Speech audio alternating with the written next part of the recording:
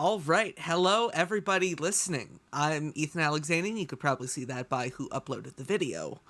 I This probably will not be uploaded under the Fans on the Run title, because again, I don't really think it's the same show. It's Beatles related, but it's a very different Beatles show.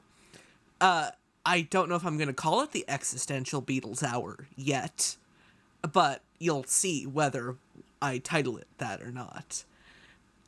See, this is one of the downsides of not having a script in front of me. Again, not breaking the fourth wall. I'm not reading from a script like I kind of do sometimes. So you're hearing full unfiltered Ethan. You know, I didn't even take my pills yesterday in preparation. No, I'm kidding. Anyways, I thought to kick off this show,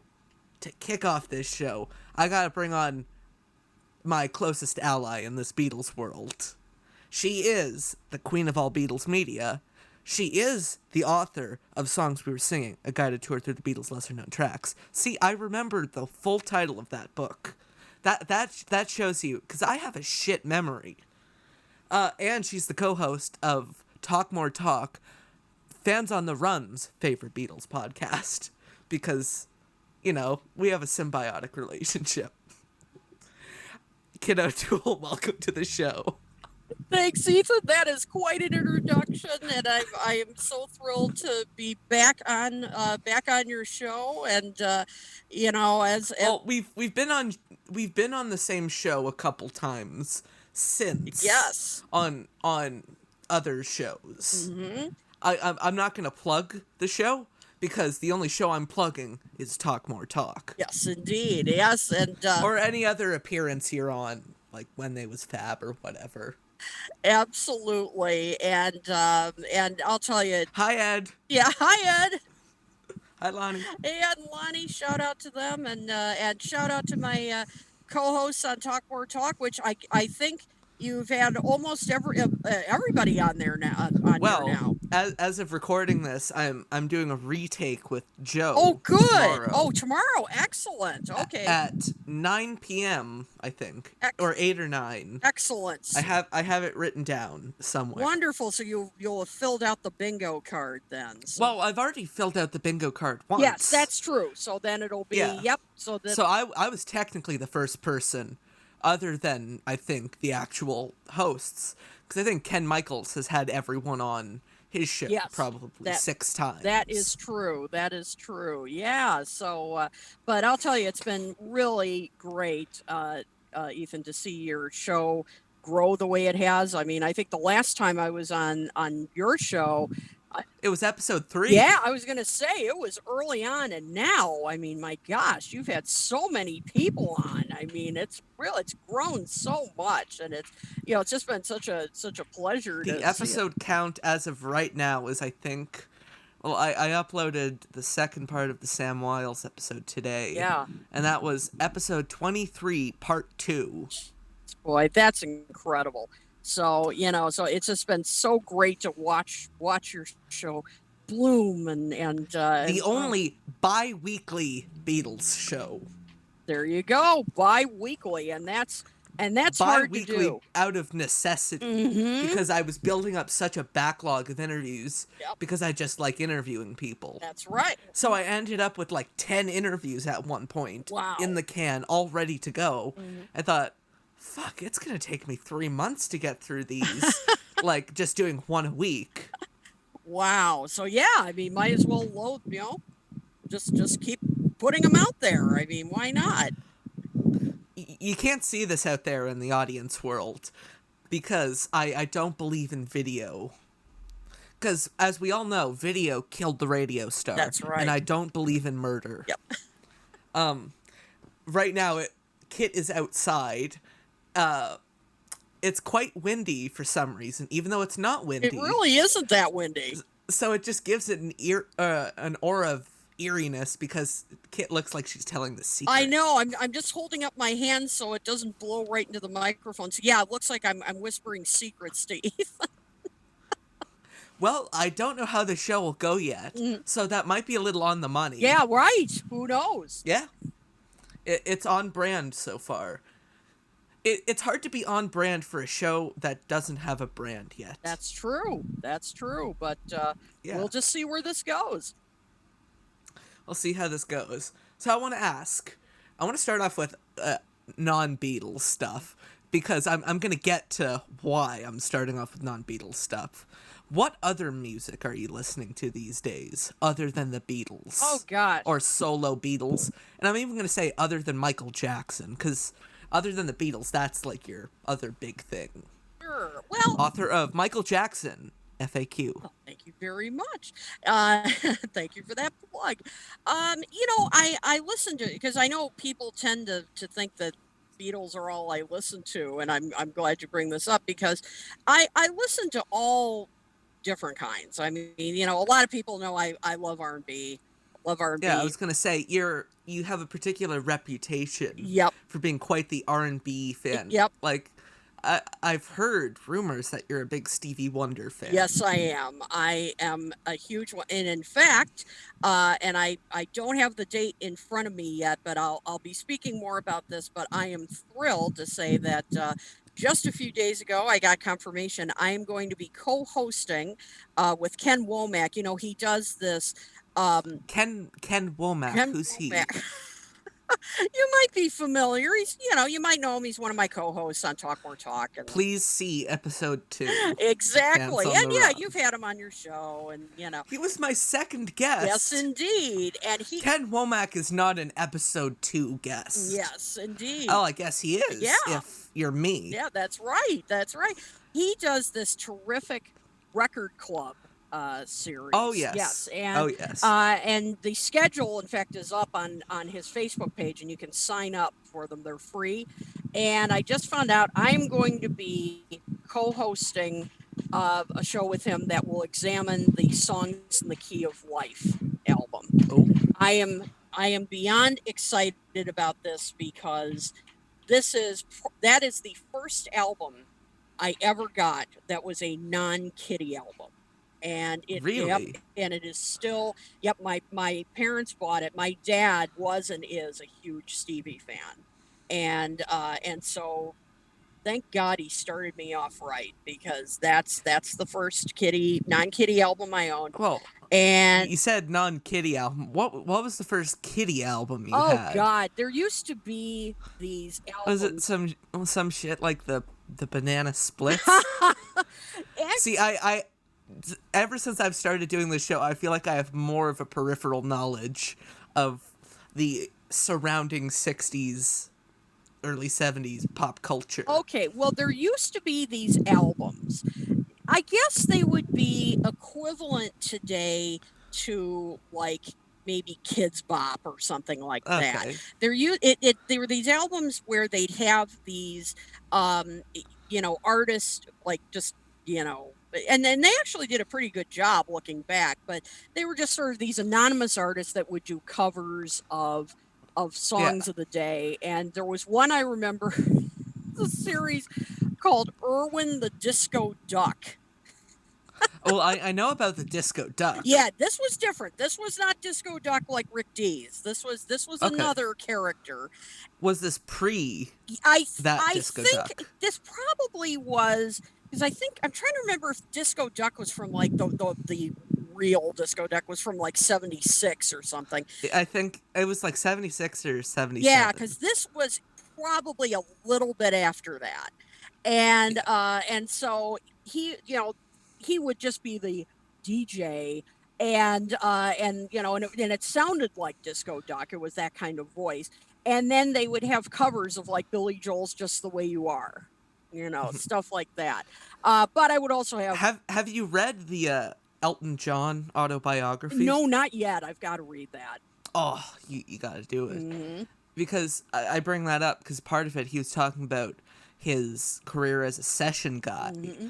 And he did a lot of those types of albums in England. Yep. These kind of knockoff, budget albums. Yep. So there's actually recordings of him doing his best Badfinger impression. Oh, wow. And doing Come and Get It. Oh, fun. And there's stories of him kind of impersonating Robin Gibb from the Bee Gees by holding his nose and singing like really high. and having everyone else in the studio in Oh stitches. my God, that is so funny. Oh man, yeah, I have got to read that. But yeah, probably there was another album that I had that was like that. It was and it was called Blue by You because that was one of the songs Yeah, covered on it. But it was Linda by Ronstadt. yep, and it was by this fictional group called Dee Dee and the Melody Makers. I remember that.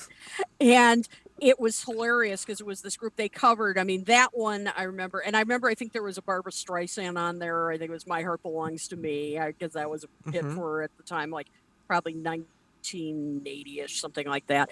And Yeah. and in between each song, it was like this band was supposed to be performing at a party. And Oh, so it's high concept yeah, shit. and so as a kid, I was like, wow, this is what it's like to be an adult. You go to a party and there's a band there, and in between it, you would hear like cocktail glasses clinking and stuff like that. I mean, it was hysterical. I mean, I remember. Now that you are a grown up, would you say that's accurate? No, not exactly. I know. I'm like, dang, where are these cocktail parties that I was supposed to be invited to?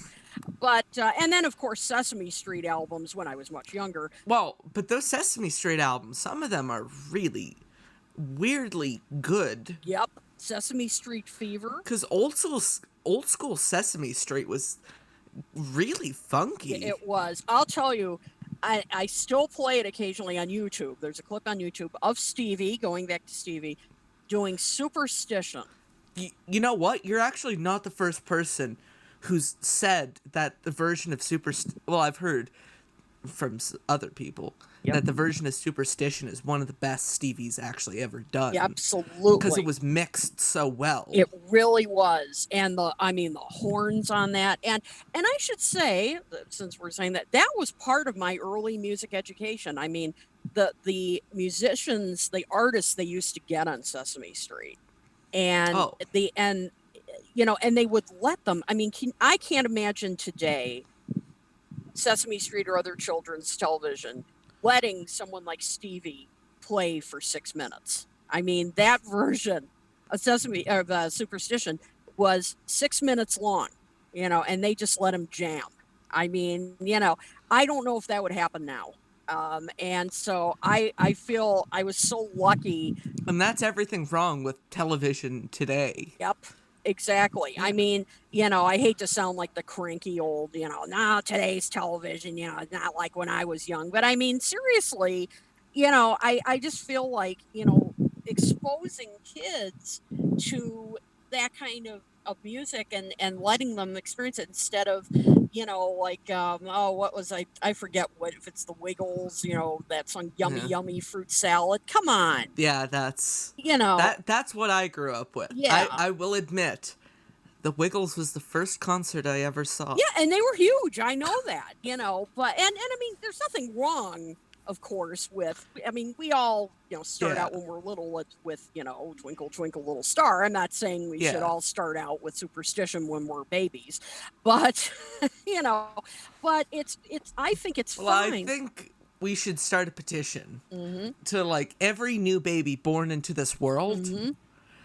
has to be exposed to In the Court of the Crimson King. There you go. Just to expose them to the real world. There you Show go. them what it's like. Exactly. So They just cut the cord and you just hear ba ba na na na na, and just 21st century schizoid man just blasting through the speakers. I love it. But yeah, I mean, I'm sure I said this the last time I was on your show, Ethan, that I was just lucky that I grew up in a household with all different kinds of music, and the way I got into R&B was I was just lucky that my dad was loved James Brown, and on Saturdays, we'd watch Soul Train, which I still love. Okay, that's awesome. I loved. I still, there's episodes, unfortunately not a lot of full ones, but on YouTube, I wish it had come out on DVD. I mean, those It hasn't? not, maybe some clips, some best of, it's probably copyright stuff. That's all I can figure. But I mean, I grew up with this stuff. So, and I was also lucky being in Chicago. There were some great R&B stations here that I would listen to. So I grew up on that as much as rock and other stuff. So that's why I love it so much. So it was like no big deal to me. Listening to it. And jazz. My dad's a big jazz fan, and I don't listen to it quite as much as I used to, but I used to, listen to that a lot. So I really was lucky to have a well-rounded kind of music education. I try to listen to some music, modern music, to try and keep up. I'm trying not to be like, I'm not listening to any modern, and Well, I don't do that consciously. yeah, I just keep to the ethos that I just listen to what I want to listen to. yeah. I mean, I listen to what grabs me, Yeah. modern stuff. People tend to dismiss hip hop. I tend to like hip hop certainly from the 80s, like the Oh, earlier but days. that stuff's Yeah. awesome. You know, Grandmaster the Flash. message, I would put that up with any of the protest songs that, from the 60s and all. I mean, I think that is still a powerful song. I mean, I really do. And I first heard that when I was probably still in grammar school. And I got that. This was also part of my music education. And I don't think these are really still around, but they were K-Tel albums. I don't know. K-Tel still Okay, so exists, K-Tel still I exists in some think. form. Yeah. But boy, those used to be big. And I think now that's what I call music kind of overtook that. But back in the 80s, now that's what I call music. I mean, and you would get these, collections of current hits, and they were great for my education because like the message was on one of those collections, and that was probably the first rap song I ever heard. Really? Yeah, probably it was. Yeah, 82, I would say. And so That's awesome. yeah, yep, I really like that era of late 70s, early 80s rap. yep, Like, I find myself more often than not listening to the Sugar Hill Gang, yep. Rapper's Delight. Oh, But I also do like some of the late 80s, early 90s stuff. exactly. Like, I like NWA, Hmm. that Straight Outta Compton album. Because Because it I, had a point. It had yeah, a message. I, I feel like have you noticed any albums like in the last 20 years that you've seen as they've come out and thought that's going to be one of the albums in the future that people talk about? Oh, that's a good question. In the last 20 years, man. Cuz there's been a few. Like even if the albums aren't my cup of tea, Hmm. one that stands out is some of those Kendrick Lamar albums. Yeah, I've he's grown on me. Yeah. He really has. What's the one called? To Pimp a Yeah, Butterfly? To Pimp a Butterfly. And I mean, Damn, that's he's a the other one. gifted lyricist. I mean, he really is, and his delivery is really different. I've really yeah, he's one of the few modern rappers that I feel like he's got something to say and his delivery is different. Because some of the other rappers, Well, I uh, actually also liked. I don't like some of the other Travis Scott stuff, but I did like yeah. Sicko Mode. I thought that was seriously. I thought that was very We creative. have. I have officially peaked. I've had a guest reference Sicko Mode on a Beatles fucking podcast. I Like liked it. It was this is creative. some. Well, this is something I will actually bring up to my friends later Okay, tonight. good. Saying like, okay, so my really dorky Beatles podcast, we ended up talking about Sicko Mode. Well, there's always a first, right? There's a first for everything. No, I really did think that was creative. I didn't, some of the lyrics I mean were interesting, but I mean, but on the whole, I really thought it was creative. It was creative. Some of the other stuff that's out Well, there, in my opinion, I wouldn't really consider myself like a hip hop connoisseur. yeah. I'm not even sure it'd be within my top 5 genres, Hmm. but I appreciate it. Yeah. I've noticed, like, to not sound like one of these, like, yeah, music all sounds the same these days. Well, a lot of these rappers share the same producers. Yeah. They share the same, like, ghostwriters. Hmm.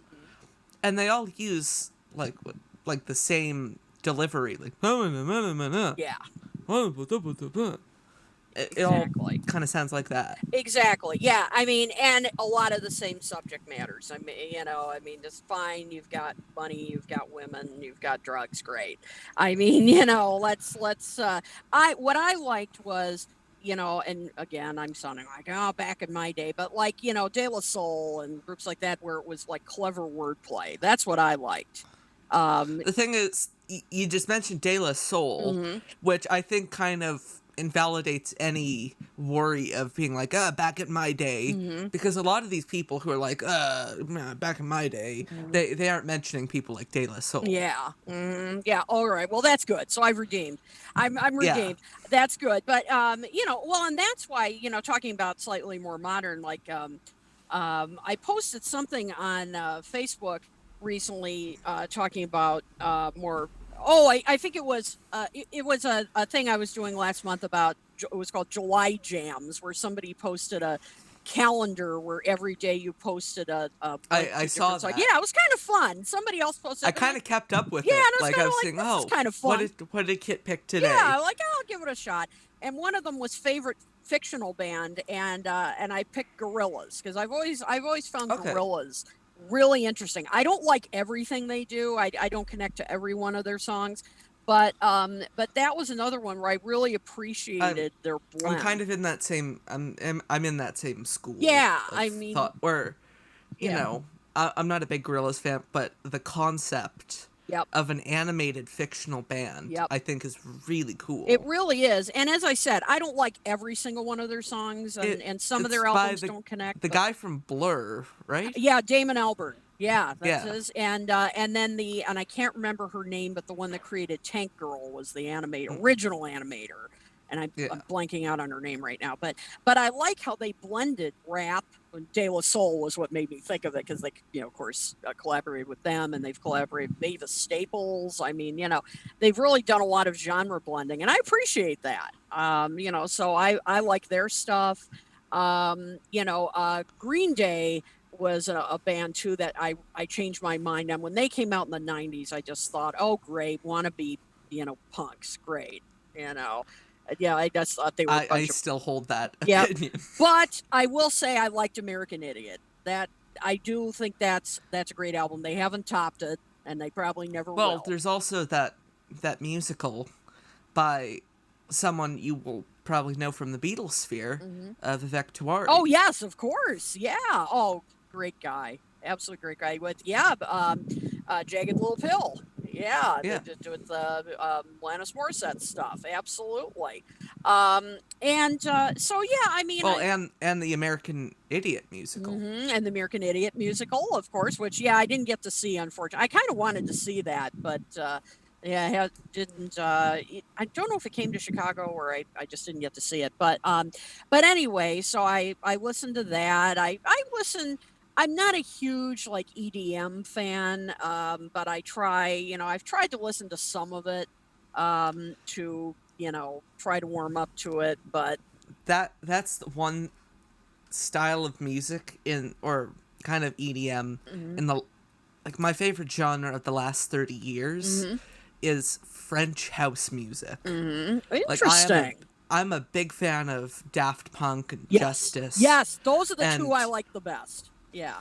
all the people from, well, the label Ed Banger is Mhm. quite prominent, Mhm.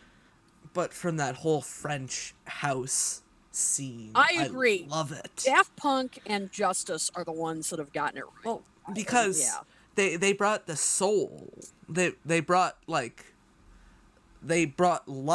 to electronic music. I Or agree. or where it's not just like, a 909 drum machine. Exactly, because that's. I think you're so right. Because that's the thing that otherwise it sounds soulless to me. Yeah, Yeah. and boring,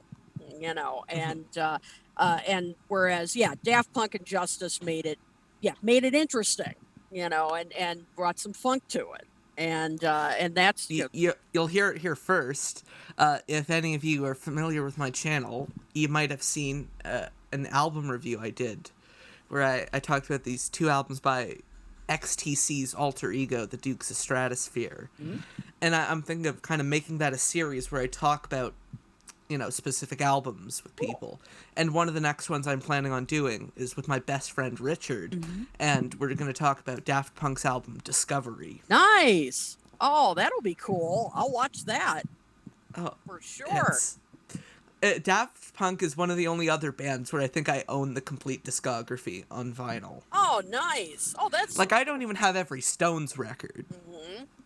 My goodness. Wow. Yeah. I mean, I just, yeah.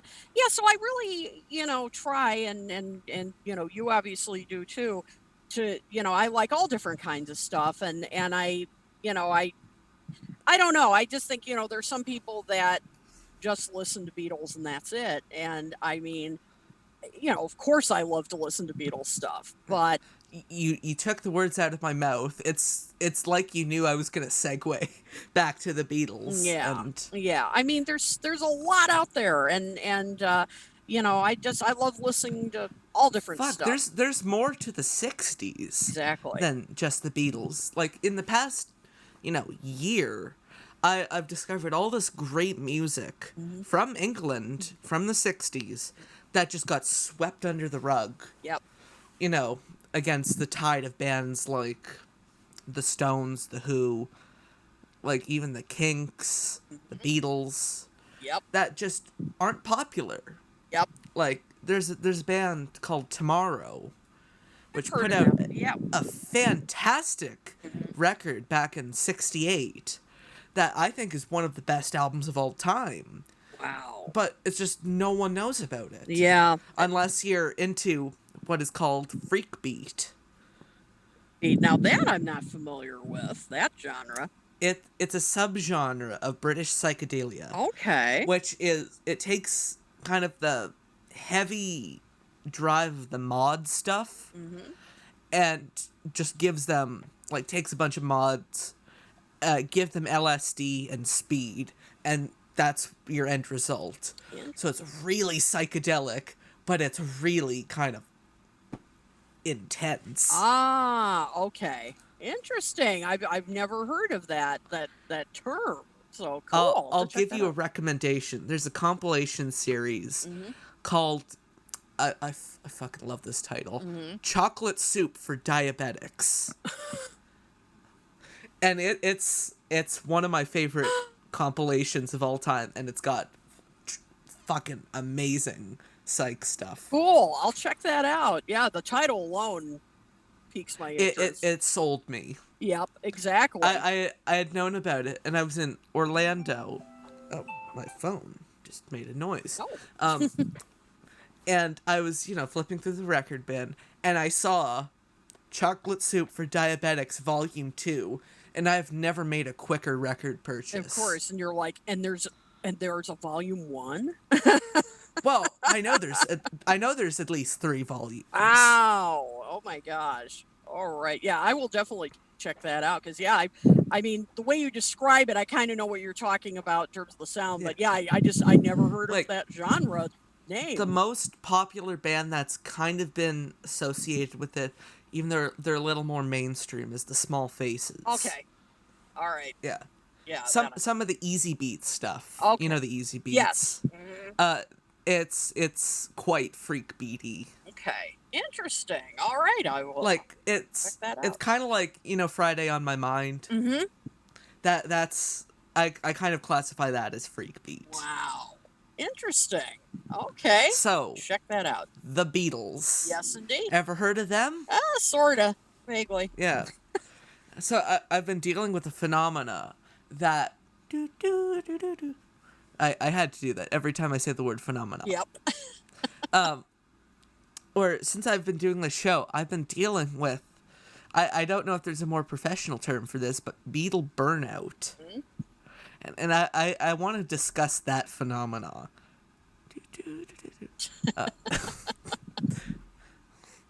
You only come here for ultimate class, folks. Yep, that's right.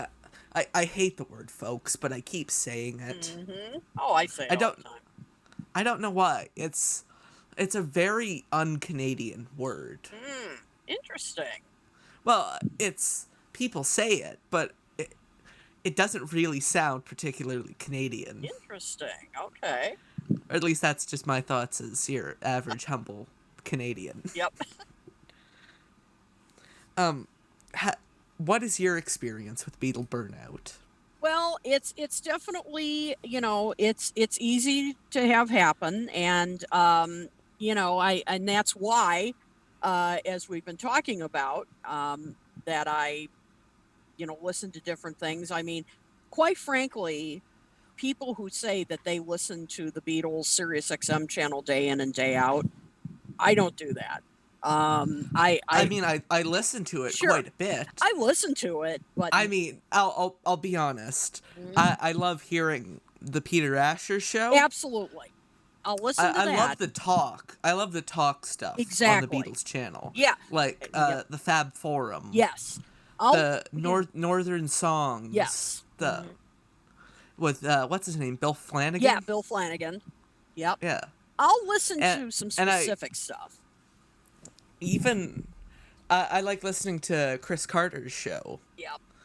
But in my opinion, he also hosts a much more interesting show on, if you have Sirius XM, Channel 21, the Underground Garage. Oh, yeah. Called Chris Carter's British Invasion, where he plays a lot of, really good, this kind of overlooked sometimes 60s stuff. Like, I always get a kick when I hear the Zombies on the radio with a song other than Time of the Season. Right. Oh yeah, they were so ahead of their time. I mean, they just sound different even today. The only apart from the stuff I got at the fest signed, the only signed record I have that's not Beatles related is I have a copy of Odyssey and Oracle signed by the 4 living members of the Zombies. Nice. Oh, that is so cool. Oh, they were. It is just. It's my ultimate go-to recommendation album. Yep. So if anyone says like, what's an album you'd recommend? I'd say Odyssey and Oracle by the Zombies. Absolutely. Yeah, they were just, as I said, they just still sound different today, and those chord changes, just so different. Just fab. Even though it was a #1 hit, She's Not There sounds really jazzy. It does for a British Invasion song. It does. It really does. I mean, because there's that Rod Argent electric piano solo. Yep. Yeah, and exactly. I mean, it does sound very jazzy. It's yeah. Oh, love their stuff. But yeah, I mean, I will listen to, as you said, specific, shows like that. And of course, when I'm flipping stations, if they play something particularly, a really deep cut or a deep solo cut or something. Or even if they're just playing a song that's even like a popular one that you like. Yeah, exactly. But like there's some really or fairly popular Beatles songs that I don't get sick of. Yeah, I mean that's the thing. Oh, absolutely.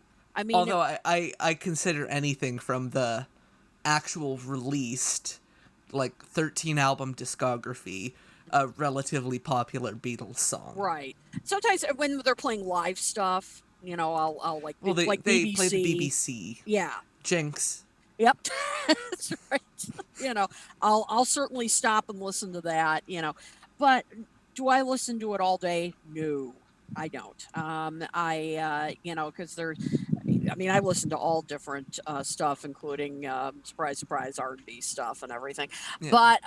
But you know what I've been. Do you listen to Studio 54 radio? Yes, I do.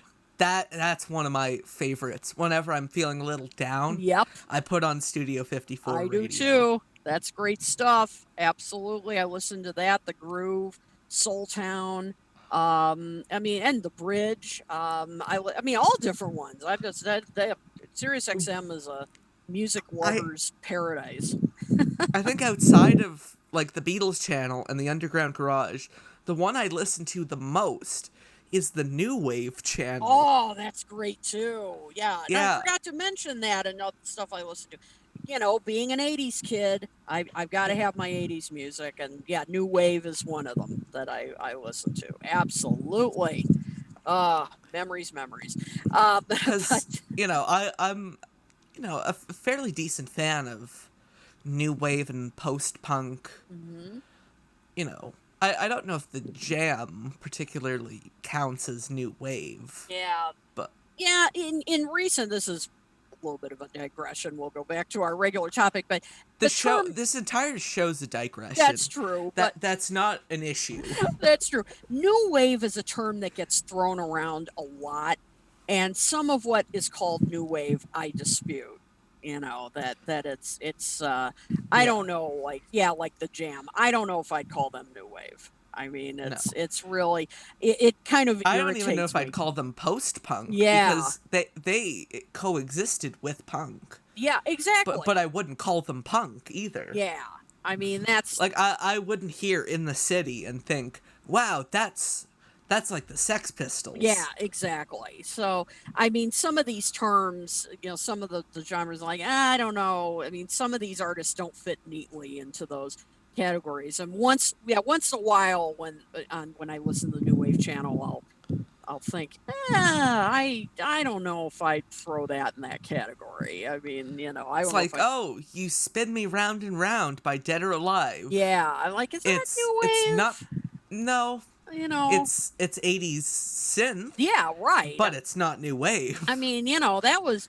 I mean, that was kind of almost I mean, I don't think you could poppy. call it new wave if it was really released after 1983. Yeah, I mean it was more. I mean, it was just kind of Because it's not really new at that point. no. I mean, you know, because I mean, I was there when it came out. It was kind of poppy dancey, you know, and Yeah. it came out. It wasn't like edgy. I mean, Well, it I wasn't. saw the channel playing Girls Just Want to Have Fun by Cyndi Lauper, That is and I not new thought wave. that is, I think, the furthest thing No, from new wave. no, no, no, no. That's yeah. That's No yes. disrespect to Cyndi I love Lauper. Cindy. I love Cindy. She was great, part of the soundtrack to my childhood, but not new wave.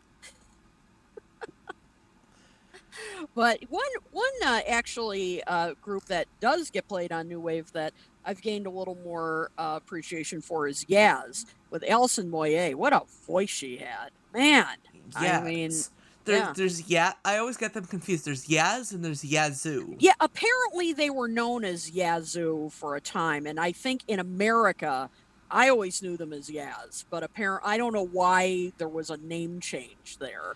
It's I weird. know I don't know if that's the case, but I know that happens sometimes when bands come over here. They Yeah. have to change the name. Yeah, I have no idea because yeah, I've seen them listed as Yazoo, and I'm like, I Well, never knew my them as my that. friend's really into he kind of likes two-tone ska. Mm-hmm. And he talks about this band he calls them the English Oh Beat, yeah. Mm-hmm. which I know they're just called the Beat. Mm-hmm. But when they Yes. came over, they had to call them the English English Beat. beat. Yes. Yep. Know that. And oh yeah, and I remember the Style Council when they came Oh, out. he is a big Paul Weller fan. Yep. Oh man. He loves Style Council, Public Image Limited. Yep. Although they're not really, but he loves the Specials, Yes. Madness. Madness. Yeah, and of course Madness only had one hit in America, but they were much bigger Oh yeah. in England. Yeah. So yeah, I mean, yeah, I'm How can you not smile if you hear One Step yeah, Beyond? Like exactly. that's one of the songs that I think has grown on me the most. Yeah, Because exactly. at first I was listening to this like, this is so stupid. This song is like garbage and it's just a joke. And now I can recite the entire opening from the song. I know. Hey, you don't watch that. Watch this. I mean, and it was funny because, of course, I didn't, I only knew them from, our house. And Yeah. and then you listen to that and you're like, this is the same band? I mean, it's, it's so funny. And, but it's, I mean, it's fun. I mean, it really is. But yeah, I guess they felt they had to tone that down for a crossover hit. Some may even say to tone that down. Yeah, two-tone. Very good. I see what you did there. I was gonna do a padats. Yeah. I was thinking, what's a ska equivalent of padats? Yeah, really. Would it be like pick it up, pick it up? Very good again. Am I being graded on this?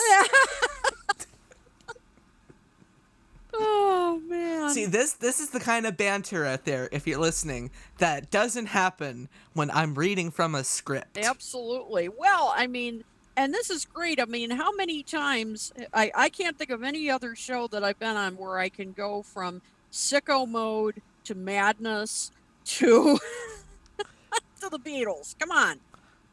Well, I don't think this is the craziest show you've been on. No, it has No. Definitely not. No. Not by a long shot. No. But I like to think of this as a fun show. It is. No, it's great. My main goal is to have fun. Absolutely. And girls just want to have fun too, Pick it up. I'm going to use that as a stand-in for padats. Yeah, there you go. From now on. There you go. Although it'll require a 5-minute, explanation afterwards. Like, if I'm talking with someone and they're like, what did you just do? Yeah. It's like, okay, so, are you familiar with two-tone ska? And just... Oh my god. Oh man. But so going way back to your original question. Yeah. So yeah, so I mean, yeah, it's definitely possible, more than possible. That is my favorite phenomena on this show. But when, I say, when we're talking for like, 10 minutes and I don't remember what the original question is. Yep. And I say, but to go back to your original question. Yep. That's my favorite thing that happens. Exactly. Yeah, but yeah, I mean, Beatles burnout is definitely a real thing, and I think you have to find ways to keep it fresh, and. How do you keep it fresh? Well, that was one of the other things I was going to ask. Yeah, one thing that I've done is, in the past few years, I've been doing talks at conferences where I've looked at their influences, and that has really opened up kind of a new world for me, and and show me different ways to listen to their music. It kind of started in 2017 when I spoke at a conference that celebrated the 50th anniversary of Sgt. Pepper. This was at the University of Michigan at Ann Arbor, where a great author, Walter Everett, who wrote a 2-volume book. Yeah, The Beatles as Musicians. He hosted this conference. And I did a presentation. He invited just, looking at all different ways that, just all different topics, looking at the album. And I did a presentation on music hall and its relation not only to When I'm 64, which is the obvious one, but I did it on other connections to. I just thought of something which it's almost completely unrelated, but you can probably follow the trail of thought. You said a conference about Sgt. Pepper, And then, of course, I went back to the Beatle Fest in my mind. And I thought, I wonder if people think I shill too hard for the Beatle Fest. Oh, no, not at all. So I just want to take a minute Yeah. to celebrate the other Beatles conventions out there. Liverpool Beatles Week. Go to that if you can. What's the other one? Abbey Road on the River. Beatles at the Ridge. Beatles at the Ridge. Yep. Well, I know Jude Sutherland Kessler's involved with that. Yep. Is it her show?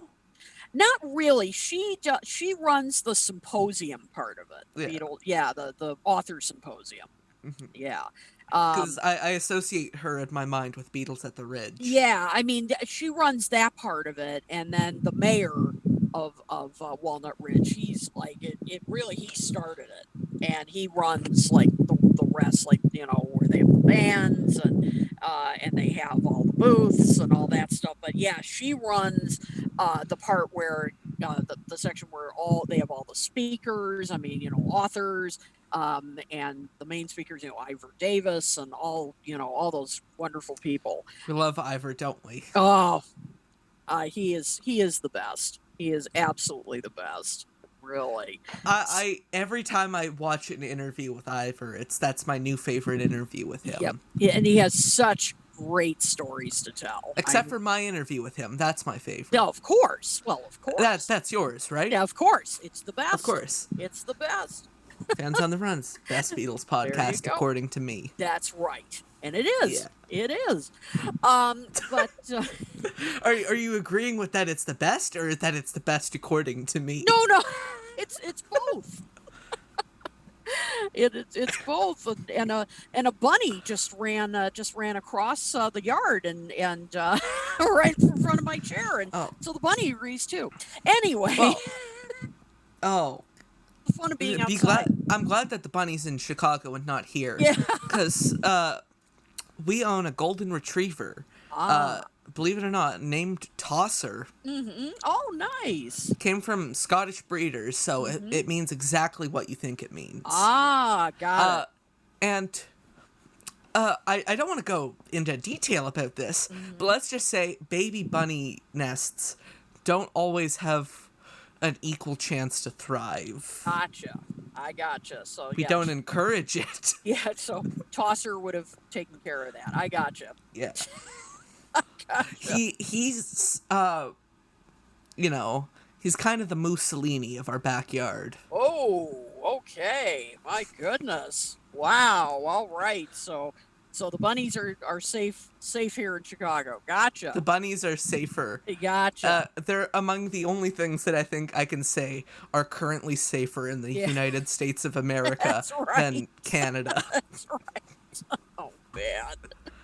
Oh. You mentioned Michigan, and it just made me sad because, you know, as someone who lives near the border. Yeah. The last place I was in the U.S. was Michigan. Oh, yeah. Grand Rapids. Mm-hmm. And, yep. you know, I just have a soft spot for Michigan. Oh, it's beautiful. Beautiful. I mean, and I have a soft spot for Illinois. Yep, we're beautiful, too. Just because of... Did you just say we're people, too? No, we're beautiful, too. Oh. We're people, too. Yeah, I wasn't going to disagree with you on that. Although I think I've only been to Illinois twice. Mm-hmm. Well, next time you come, you have to spend a little more time here and check out the lakefront and all that stuff. I've been to the lakefront. I've seen the Bean. I've been to the Bean. Yep. The Miracle Mile. Yep. Absolutely. I went to this... I don't remember the name. You probably would know it better than I do. Mm-hmm. This diner that used to exist, where it's like the whole shtick was that the staff was hostile and would verbally assault you. Ed DeBevick's? I think so. Yeah. Yep. It's no longer here, but yeah, that was a fun place. That was my 16th birthday. That's right. I had my 16th birthday party. Here, I'm gonna test your Chicago knowledge here. There's a guy who my friends and I love, who he's no longer with us, but he's from Chicago. Are you familiar with a guy by the name of Wesley Willis? Now that doesn't ring a bell. He had a song which probably is most well known, called Rock and Roll McDonald's. Okay, well, I certainly know the Rock and Roll McDonald's. Yeah. Not the actual But Rock and not Roll the World McDonald's. McDonald's. But no, I know the actual place, but not the song. Yeah. It's, oh man, it's a trip. Oh, It's, his online, music people? is so bad, it is beautiful. Oh, cool. Of course it's online. Okay, good. I'll have to. How do you think I discovered it? I'm one of these, Gen Z, or Gen Z, as people who say the English language wrong say. I'm like, that's right. You're Canadian. You say that. That's right. Yeah.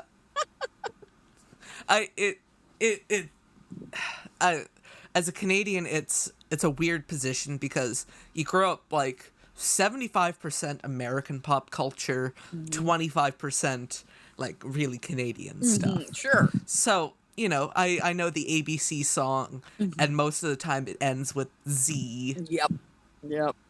But it feels really clunky when someone says, or QRSTVWX, and Z. Yeah. Yeah. Like, it just doesn't work. No. No. And it doesn't work if you say ZZ top. No. No. That really does. Set top. Oh my god. Yeah. The Canadian ZZ Top cover band. ZZ Top. Top. Yeah, that's wrong. That's just wrong. I really like it when I have guests on my show who laugh at my jokes. Yeah. Oh my god. That's funny. I actually got to last year, I guess it was last year before everything, went to hell. I got to go That's one way of putting it. Yeah. And as the time capsule in the future, that's actually one of the more delicate ways people have put it. Exactly. Yep. Before everything went to hell. Yeah. This post-apocalyptic hellscape we live in. Exactly. That's kind of masquerading as life. Yep, exactly. Except you can't see anyone's mouth. Yep, that's right. Yeah. That's right. I went to a museum here in Chicago, the Museum of Broadcast Communications, and they were having a really... Museum of Broadcast Communications. Which Wally, of Plug course. for Wally. Plug for Wally. Shout out to Wally again. Speaking of Wally, I just want to say, you saw the stuff at the fest. Like, he was hosting. Yeah. I love his office. Yeah, He has this old TV that I don't think works. Yep. And I think it's hollow. Or it looks like it doesn't actually have a screen. I know. Yep. He's awesome. He really is. How can you not love Wally? I mean, he's the best. And so the museum was having back then and it was on loan from the Rock and Roll Hall of Fame. And it was it was called Rock on TV, and it was about the history of, rock music, rock and pop and all, and how it developed on TV, and of course it covered American Bandstand, Soul Train, Ed Sullivan, Shindig, and Banana Splits. There was a little bit about Banana Splits you mentioned Banana earlier. Splits. Yep. The Lawrence Welk show. Oh, I think that was skipped over. Thank God. And thank God. And of course, all I know about the Lawrence Welk show is those Saturday Night Live skits with Kristen Wiig as Doomise. Oh my God, it's just painful. And of course MTV. And so when you mentioned ZZ Top, the Eliminator car was part of the exhibit, and there's a picture. If you look on my Facebook page, there's a picture of me posing next to the car. And so I'm like, well, my life is made. And also, they had some of the cells, the animation cells from the Take on Me video. I was I was geeking out over that. I have to admit. I would be geeking out over that too. Yeah, that was cool to see. You mentioned the Rock and Roll Hall of Fame, and I just want to say one of my not so proud moments in my life where I was less cultured, let's say. I only really cared about the Beatles stuff. And so it was literally comical as soon as we kind of got to the Beatles part, I lost all interest.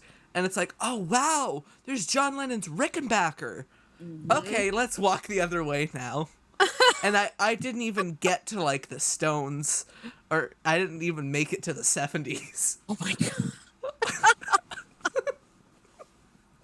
I only wanted to see the Beatles stuff. Oh my like, God. Oh, there's John's Sgt. Pepper suit. Yep. Oh yeah. I mean, it's yeah. I have not gotten to the Rock and Roll Hall of Fame yet. That is my plan. I got to do It's that. the only thing worthwhile in Cleveland. Yes. Yeah. I will say. Yeah. Have you seen one of my favorite videos of all time? Is this fake Cleveland tourism video?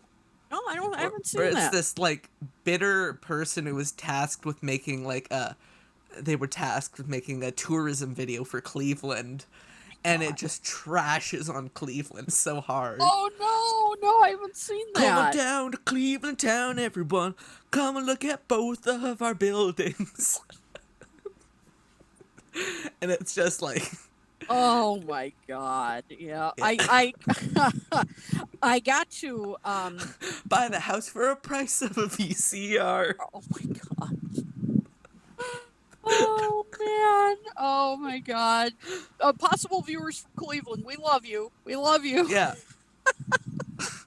I have Listeners nothing from Cleveland, I against should the say. people of Cleveland. We love you. We love you.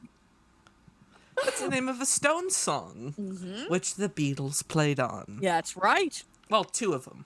Yeah, Two of them. that's very true. But one of the best things I ever saw at a museum, though, was I went to in Memphis a few years ago, the Stax Museum, which was real. I thought you were going to say something about Graceland. But I then, did. I've been to Graceland too. That was. I know, and then you said Stax, and then I'm like, oh, okay, this is Kid O'Toole we're talking about Yes, here. exactly. So went to the Stax Museum. Now it was a little disappointing because the original Stax studio burned down. So this is a kind of a recreation. So it was a little disappointing in that way. But the best was they had, and it was on a revolving platform, Isaac Hayes' fur-lined Cadillac. Oh, fuck. Fur-lined. Fur-lined Cadillac. But of course, this is Isaac Hayes. Only This he could have a fur-lined Cadillac. Of course he would. I can only imagine just standing there looking at it spinning around. I did, and and like, I know, and I tried to get a good picture. Unfortunately, the rotating, it was too fast. They really need to slow it down. And so when I got the picture, it's kind of blurry. So, because I'm like, I've got to get a picture of this because no one will believe me. and I got one, but it's not very good. But I swear to you. Fur-lined Cadillac. Yep. Ladies and gentlemen, capitalism. Yeah, I mean, it was, if you're Isaac Hayes. If you're Isaac Hayes, you can do anything. You can do anything. I mean, of course you can do that. I mean, this is Chef, for God's sake. Exactly. I mean, this was at his, at his height with Shaft and everything. So, of course. I don't know if the Venn diagram of Beatles scholar expert fans and South Park fans is particularly wide. Yeah, really. I don't know if there's much overlap. Yeah. But yeah, that was something to see. Of course, the other thing that was great, and there'd be more connection with this, was seeing Sun Studios. That was phenomenal. I mean, when I walked in, and I'm not exaggerating. When I walked into that studio, it was like a chill went down my spine. I mean, they have preserved it to look exactly, like it did. Haven't they also done that with the Motown? Yeah, studio? and I haven't been there yet. I've got to get there. I haven't either, and I live fairly close to Detroit. Oh, really? Oh, wow. Yep. Although, to be fair, I haven't spent much time in Detroit. Right. It's more been Auburn Hills. Ah, gotcha. Yep. and the But surrounding area. I gotcha. Because this is the most glowing endorsement I can say about central Detroit. Hmm. I was driving back from the airport. Well, I wasn't driving, but my family was. They don't believe me because they didn't see it. Hmm. I saw. It's fuzzy. Either a guy got shot or stabbed. Either way, I advised my mom and brother to roll up the window. Yeah, like just keep moving. Just keep moving. Yeah. Yeah. It's like, oh, I can almost see the bridge. We're almost back in Canada. Oh my God. The only Yeah. time where I think I've ever been excited to be in Windsor. Yeah. Yeah. Yeah, I mean, and it's really it's a shame because there is a lot of history in Yeah. Detroit, and of course Motown being a big part of it, a huge part of it, Of and course. but yeah, I would love, obviously love to see the Motown studio. So yeah, that's on my list too. And people ask me all the time when I was doing the Michael Jackson book, have I seen his house in Gary? I decided not to because you can't go in it. Yeah. And I mean, and you just basically you just stand outside this small house, and it's like, yep, there it Yeah. is. I mean, I'm like, not worth it. you know. You know, Michael Jackson, I was known as a kid. I don't know if I've ever told you this. I think I probably have. I was known as Mini Michael Jackson. Yes, you have told me. Yep. Because I used to be like the biggest Michael Jackson fan. Video people can't see this. I'm sure you recognize this. Yes, I do. I just I happen have to it. have it on standby. Yes, indeed. Just on a I shelf have right it. here. Yep. The Of box. course, it's trashed because this was my, I remember getting this. I think I got it at FYE Oh, in sure. the I remember States. that. Yeah, I remember FYE. Absolutely. Well, they're still around, aren't they? I think so, but not as much of a presence as they used to Well, be. I mean, the I fun can't thing remember is the last FYE time. I think is owned by a Canadian.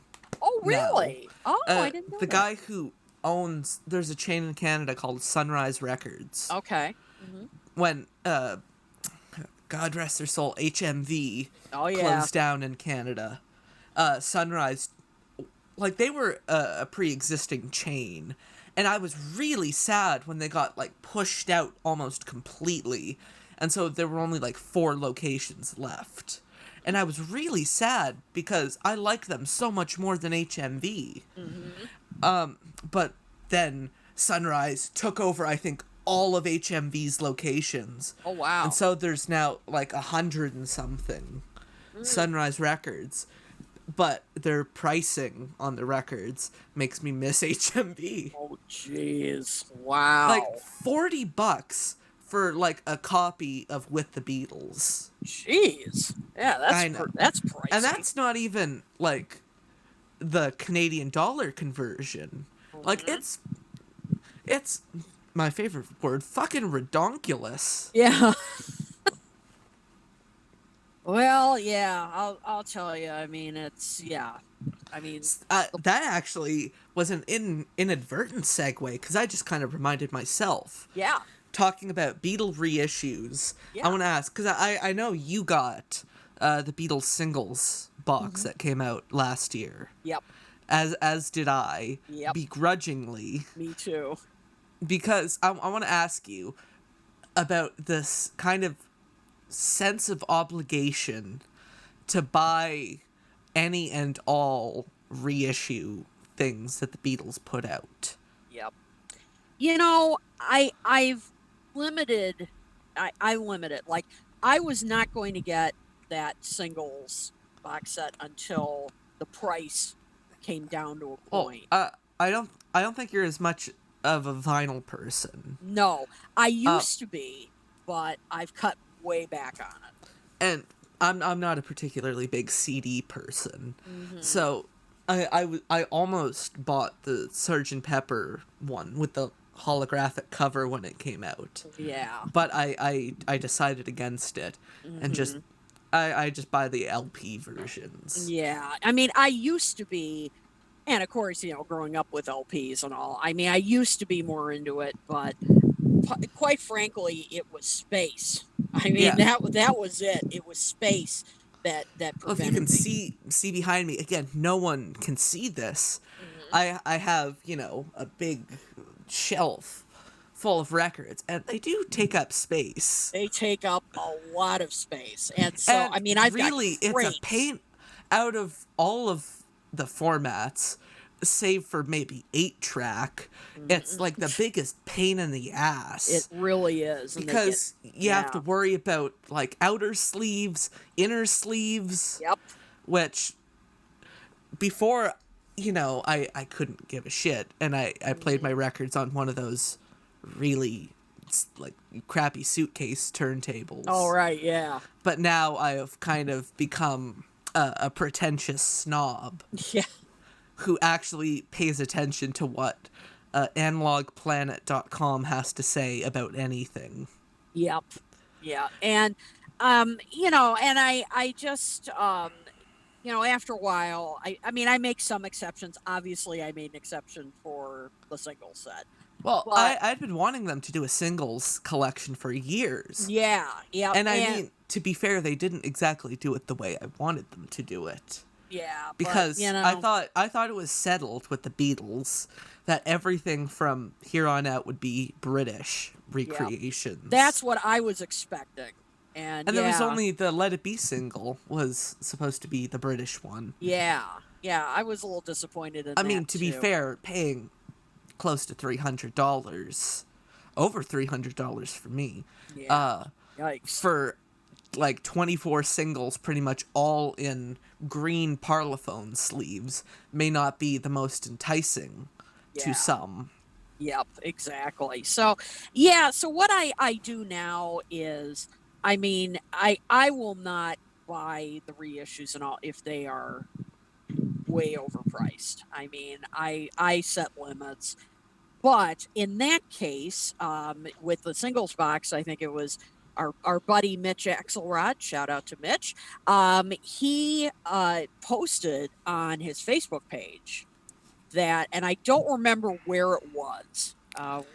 See, that, I know what you're going to say, because I know it got discounted, Yeah, like, as soon as it came out, which yeah, really pissed me off, yeah. because Yep. I had a pre-order, so I had Hmm. to pay full street price, Oh and man. then it immediately got slashed by like $50, Yep. like on Yeah. the Universal Music Store. That must have been it. Yeah, I couldn't remember precisely. That's what I've kind of learned with these things. That shop around because chances are you may be able to find a copy where you can get a better deal, or check the pages of like the Fab4 free for all and all, because they do a pretty good job of kind of scouting out prices. But even that, you have to, because there's so many reissues, and yeah, they're expensive. And The only reason I think I was completely settled going back to that Beatles box was because, you know, it's a guilty pleasure, because I know a lot of these people are curmudgeons. The Steve Hoffman forums, oh yeah. they were posting about this box because info got leaked Hmm. like months before it was even announced, like Right. even which picture sleeves would be used. Like, this person was kind of teasing everyone, like, one a day, like, this is the one that they're going to use for Strawberry Fields. Oh, I know, of course they're going to use the regular one. I mean, Right. but like, this is what they're going to do for Yellow Submarine, and it's some Argentinian one, I think. Yeah. Mhm. Yeah. Yep. Yeah, I was a little surprised they went with the, around the international editions. I thought it was good. Yeah, I thought it was going to be all And British. But the thing that really, uh, I really liked it. I liked the box. I think mhm. it sounds great, Yeah. but I was disappointed at the quality of Mhm. some of the sleeves. Mhm. Yeah. There, one that stands out in my mind is that We Can Work It Out French sleeve, Mhm. which actually you can see the pixels. Yeah. Yeah, that's true. Yeah, and It's and like, as you couldn't the fucking Beatles, find a higher quality version of this? yeah, that's Like, true. Apple, like, you could probably find one for like $40, online. Apple, get one of those. Yeah. If EMI France or whatever its successor is doesn't have the original artwork, Yeah. just scan one. Yeah. You can do it. It's not within your means. The Beatles. Yeah, right. Yeah, there are ways. Yeah, there are ways around that. And if you're charging that kind of money, Yeah. you want it to be top shelf. I mean that's true. I don't know how I feel about how do you feel? Like in the past few years, I feel like Beatles reissues have gradually gone up in price. Like for each new thing that comes out, which I think has reached its peak. I say that now, and of course by the time the London Town Back to the Egg Box comes out, the top version will probably be like $2,000. Yeah.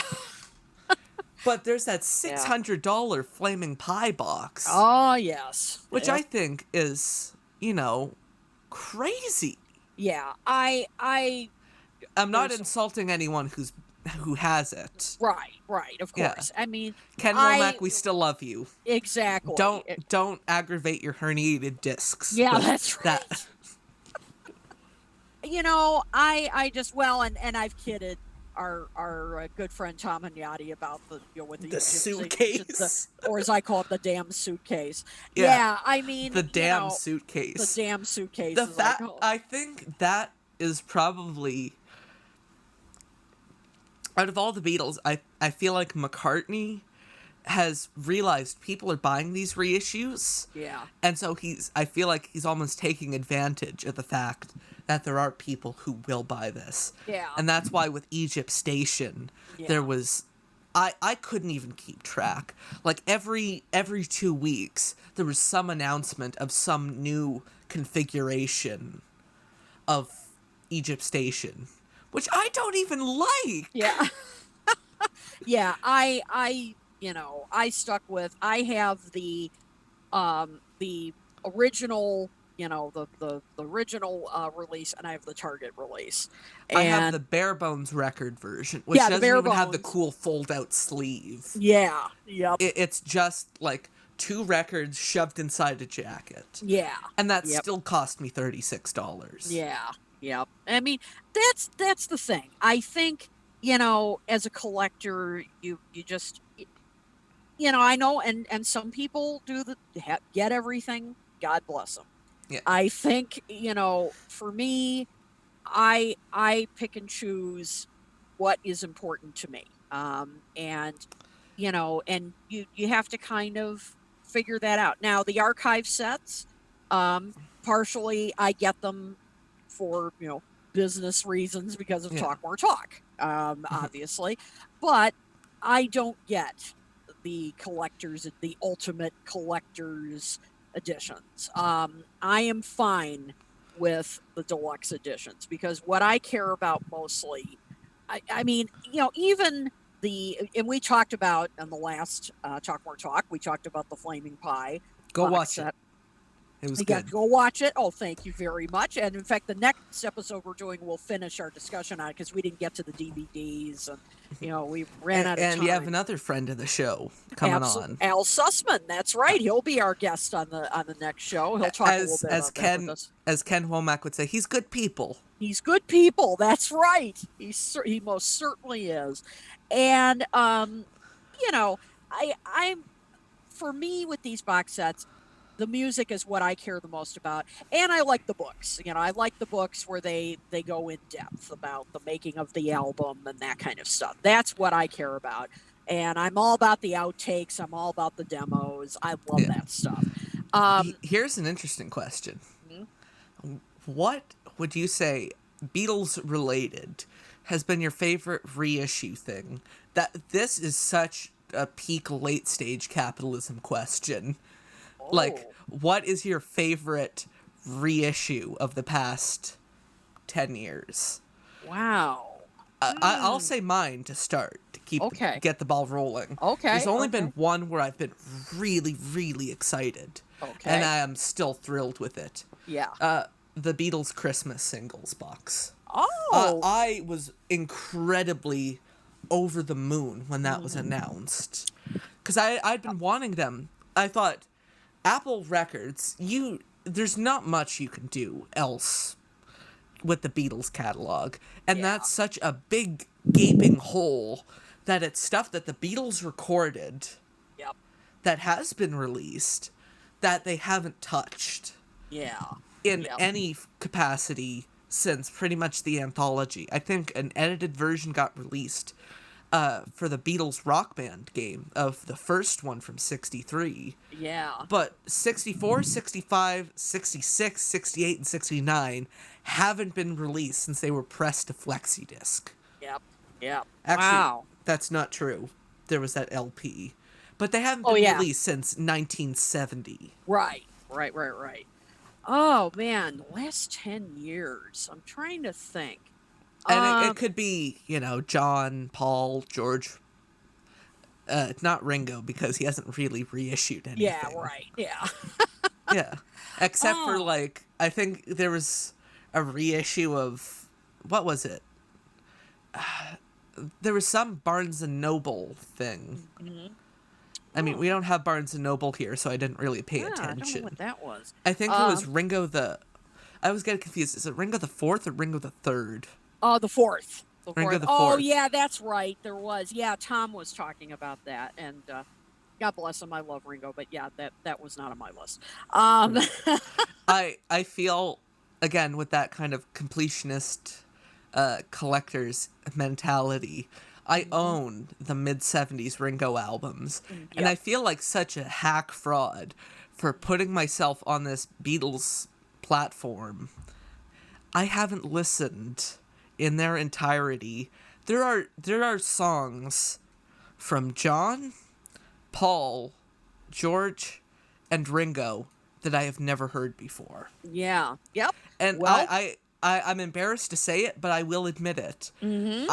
I don't think I've listened to half the stuff on Gone Tropo. Trapo, yeah. And I own 2 copies of that record. Yep. Well, and that's what Cheek Plug Talk More Talk is about.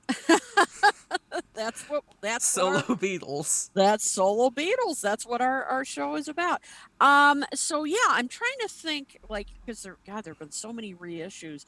In some ways, the Sgt. Pepper box set was a revelation for me in terms of the remixing and everything, because I thought that was the best thing of all. Yep, because that was a very welcome set for me, because I thought not even just the 5.1 mixes. I thought the new stereo mixes themselves. Exactly. They're my go-to. Those are my go-to mixes of Sgt. Pepper. Exactly. And the thing is, the super deluxe ones on Spotify with the mono mix of the album, and usually I'm, this the Beatles. You listen to them in mono, but with Sgt. Pepper, I pretty much exclusively listen to the remix these days. Exactly. I mean, to me, it was so well done. It was well done. It really gave new life to that album. I mean, I really think I remember Jeff Emmerich, God rest his soul, came to the fest. It was the last appearance, I think, and he ever made, and he was very upset about the remixes and said it was like putting new paint on the Mona Lisa and all. I completely disagreed. I thought the thing is, I think they have put new paint on the Mona Lisa. That's what they call a restoration. Exactly. I mean, I felt they're not replacing Sgt. Pepper. Exactly. You can still find the original mixes. That's right. Exactly. For me, it really, it clarified so much of so many of the instruments and the effects and the vocals. I mean, I heard things that I'd never heard before. I feel like when I've listened to it, the original stereo mix sounds incredibly sterile to me. Or in comparison with what I've been listening to the past 3 years. The mixes sound so flat. I agree. Yep. And it's not even for you. audiophile people out there, they've just put a smiley EQ on it. They've done it in a way that hasn't brickwalled the audio, but makes it sound fuller. Yes, exactly. That's what it was like, and I just felt that it just breathed new life into that album. Thank God the Beatles haven't been victims of the loudness war. Yes. Oh, yes. Oh, God. So I know Mike Jackson has gotten, he's a victim of those. Yes, that's true. And yeah, I remember when the 2009 Beatles remasters came out, and I wrote a bunch of articles on that. And yeah, I remember writing about the loudness wars back then, and yeah, um, but I just thought the Sgt. Pepper mixes um, were just so well done. Brought really made a difference, because the White Album and Abbey Road remixes, they were good. They just didn't knock me out the way. They sound really good. I mean, they And do. again, But they are. I think Abbey Road's the first one with the remix where I still keep one or two of the original mixes in my playlist. yeah, Like I'm not crazy about the way the new, I think, Maxwell Silver Hammer mix sounds, and so yeah. I keep the original one in my playlist. Yeah, I mean, and those mixes. I mean, and I do. For the other discs on that, I do like having now a copy of how the medley was, the Yeah. order was originally supposed to be. That's nice to have. Although I Um, feel like it felt a little cheap when they were making such a big deal in the marketing yeah, about having the unaltered medley, yeah, when that's been in circulation for years, yeah. in True. arguably almost better quality. Yeah, I mean, Thanks to I was those- hoping the quality would have been better, but I mean, it's nice to have. Yeah. But Well, but 'cause yeah, it's just the medley with, Her Majesty in see there. spliced in, yeah, in a different spot. I mean, but again, nice to have. I mean, and I'm glad to have the box set. Don't get me wrong. I mean, those are both great too. But the Sgt. Pepper one, I felt, was more. That one, the sound quality, knocked me out a lot more than the White Album and Abbey Road did. And while the Sgt. Pepper one, the thought of some of these Beatles remixes doesn't really faze me, because there's been remixes kind of done by fans for years. Yeah, sure. Because I think the Beatles Rock Band game was fantastic. Yes. But I feel like Apple, if they had the chance to do it again, they wouldn't, because that's the reason why the multi-tracks are out there. Yep. And Oh, I have copies of all of them on my computer, of all the raw, mixes for the entire Abbey Road album, the entire Sgt. Pepper and Rubber Soul albums. So, I'm able to, if I didn't like the mix, I could say, okay, let's make a mix. Let's make a mix. that was so exciting. I mean, I didn't care about the game. Yeah. I just Oh, the game was fun. yeah. I liked mean, it. I'm just not a gamer. I mean, I was in the '80s when it was Pac-Man and everything, Yeah. but I kind of I didn't keep up. But when the tracks started emerging on the internet and started then being passed around, I mean, I couldn't. I mean, they were like a revelation. I mean, I couldn't believe. You could hear. I mean, when the tracks were isolated and all. I mean, not only was it exciting to hear the individual instruments, it was like, my God, you could hear like a chair squeaking on the floor, and stuff like that. Unbelievable. I mean, that was exciting stuff. Although some of them, when you listen to the audio, you can tell they didn't actually have the original multi-tracks for those. Yeah, Like, true. I Want to Hold Your Hand, if you listen to the drum track, it sounds like, what the fuck is this? And it sounds so filtered and garbage, like... Yeah.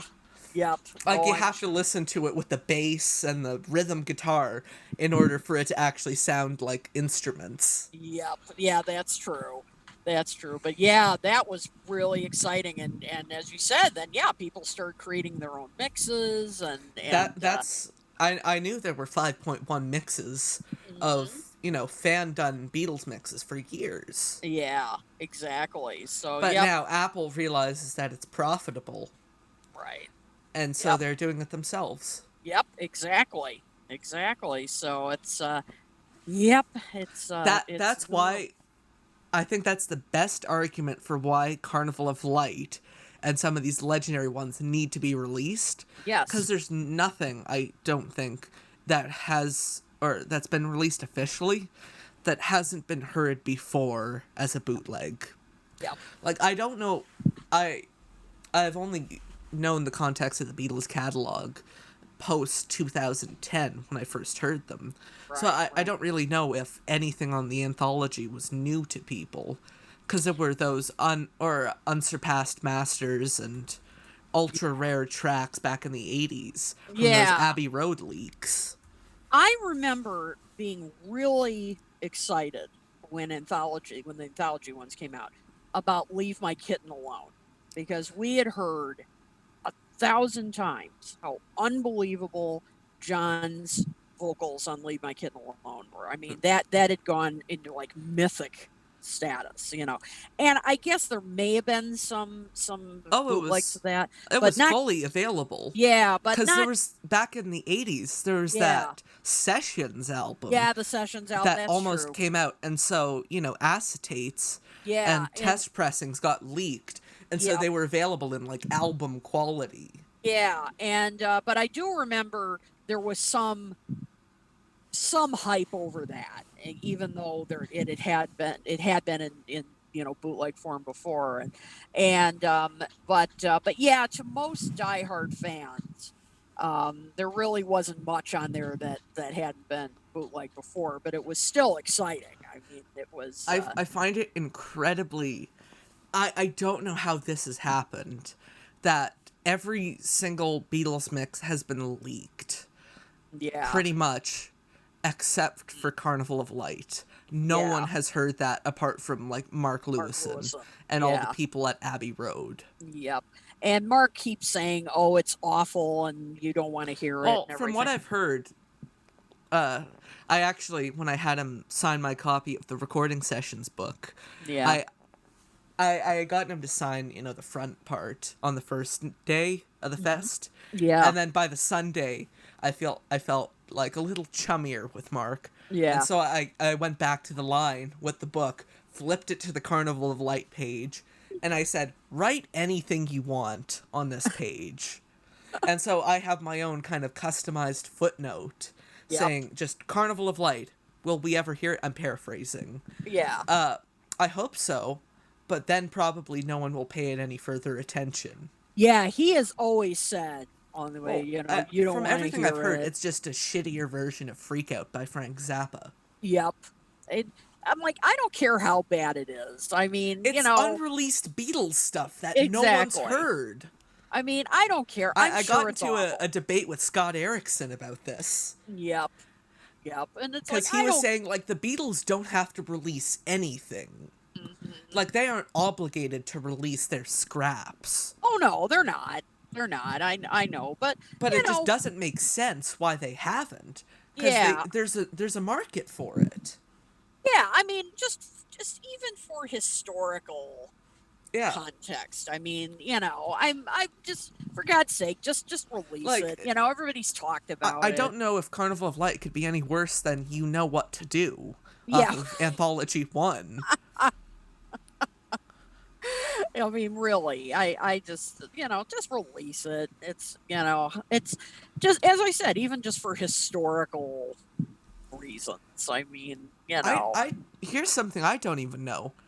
They I was really happy when they did, like, the first new big Beatles release that I remember consciously happening, Mhm, apart from the reissues of, like, the Red and Blue album back in 2010, mhm. was the BBC Volume 2. And Yeah. I had had Volume 1. Yep. And so I was really excited to hear it, but now I know there is so much more BBC stuff. Yep. So I don't know why Apple hasn't done what the bootleggers have done for years, Yep. and exactly. release like a big, big, big box set of Oh, I every would love available that. BBC thing. I I would have love it. I have on my computer about 2 gigabytes worth of BBC stuff that Hmm. I found some person who like had archived it online, every single Beatles at the BBC appearance, Wow. or everyone that's still available in listenable not even listenable quality, some of them sound awful, Yeah. but you know, every single Beatles session pretty much. Yeah. Wow. My gosh. Well, I remember when the first volume of the BBC came out. And I remember I was going to grad school at the time. I was, in downtown Chicago, and I was at DePaul University, and they had a music mart at the time. And I remember going right before class, right to the music mart so I could get my copy because it was exciting. I it mean, to Sarah have. Sarah Schmidt told the story when she was on the show. It Mm. came out the same day as a Pearl Jam album. Oh, So really? I there don't was remember that. Wow. there was a midnight release and there was a huge lineup, except Mhm. no one was lining up for the Beatles at the BBC. I They believe were all it. lining up for the new Pearl Jam Pearl Jam album. album. Oh, I believe it. I believe it. But it was exciting. I mean, for Beatle fans, because yes, I mean, BBC stuff had been bootlegged for years. I'd had some of it, but it was crappy quality. Oh, I mean, yeah. really crappy. So to finally have, Like it's good. all, even the high quality stuff is all off air radio, like someone taped the radio. And Exactly. even when the It's BBC started, I think they did a series in the 80s where they started rebroadcasting some of the stuff on their own. Yep, exactly. So I Even mean, then, the stuff that was available was all recordings off the radio of even that. exactly. So it still wasn't great, but it was, better than what we had. So I mean, the first official release, I mean, it was just like, oh my gosh, I mean, it was so exciting. And but yeah, and then it took forever for volume 2 to come out. I mean, Well, it was over 20 years, I it think. was ridiculous. And so but oh, that'd definitely be on my wish list, like a box set of all the BBC stuff. But I you know, I I am nostalgic for days that I wasn't around for. mhm. The fact that there was once upon a time where there could be, a huge Beatles album release of unheard stuff, and Yep. it wasn't just scraping the bottom of the barrel. Right. Yep. Well, the anthology stuff, I mean, Okay, that was, you brought up the anthology. That's yeah. something with the Beatles' current reissue catalog that pisses me off. Hmm. Because I don't think the anthologies have been reissued. No, they haven't. That's true. No. The Yeah. only in print anthology thing is the DVD box. Yeah, And that's even then, true. I think it's just remainder stock. Yeah, that's probably true. Yeah, I don't know if I that's bought even it been off of remastered. Amazon last year, Yep. and Amazon still had copies. Yep, that's true. But yeah, that was really as close as, like, my generation and I'll ever got to like a new, exciting Beatles release. I What are mean, you that talking was. about? Time Takes Time came out a year before. What? Come on, you're telling me you weren't excited to hear "Don't Go Where the Road Don't Go"? Okay. Now I do like that album. Let me just preface that. Weight of I the do World's like one of my that album. favorite Ringo That is a tracks. great song. And that was, and I still say, and I've said it on Talk More Talk, that album, I'm not saying that would have been like a top 10 hit or anything. I mean, that album, It was but Ringo. it should have done better than it did. I mean, Yeah. that Well, was a good album. it was the fact that his label had, I think, almost no No faith in money. him.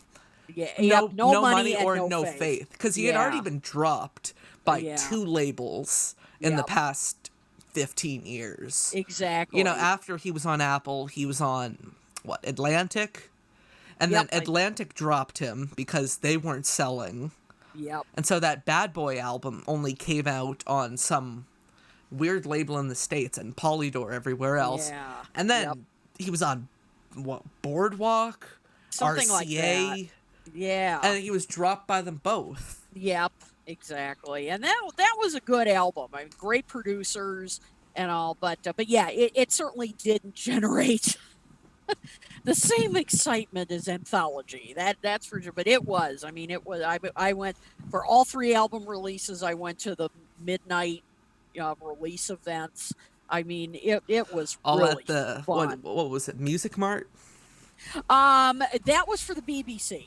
That was the Music Mart was for the BBC. The volume one was at Borders, the now Yeah. defunct Borders. I feel like you Um, can say that about most record store chains. yeah, And you I can say mean, now defunct. yeah, now defunct. And of course, Borders was records and music. Well, I'm sorry, books and music.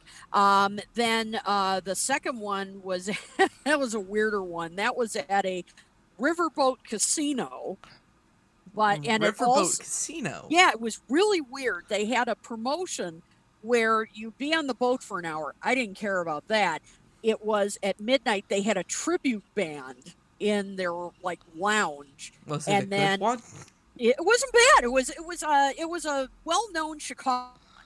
Uh, Um, the only Chicago one I can think of is, what was it called? Britbeat? there is Britbeat, but I think I'm trying to remember if this one was 1964. Well, they're not Chicago.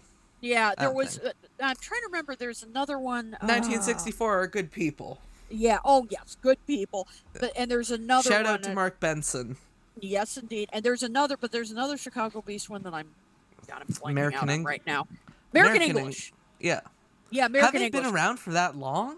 They've been around a long time. There used to be another great one, and I'm not sure if they're still together, called the Beat Brothers, or the Okay. Beatle Brothers. Beatle Brothers.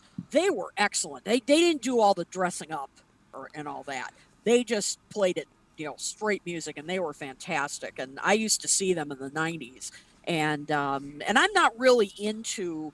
I don't go to a lot of tribute band concerts, but they were terrific. And I have opinions on tribute bands, but I've only actually seen 1964. I've seen them twice. yeah. And there was a show that I think is long gone, called Let It Be, that when I was in London, it was playing on the West End. Oh wow. And so it just kind of happened to coincide that, like, there were posters all in the tube stations for Let It Be. Yep. So I saw them at not the Savoy, because that's a different thing. What's the big hotel in London that has, like, a theater right next to it?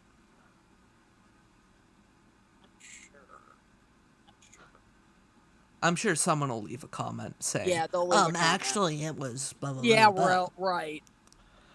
Because I made Yeah. the mistake of, in my first episode, talking about Rupert and the Frog song. Oh, yeah. And getting confused and thinking of Rupert was the frog. Oh, my And so, God. yeah, Oh. that was my first comment ever left on my Podbean. So you got probably an actually. Yeah, actually, Rupert was the bear.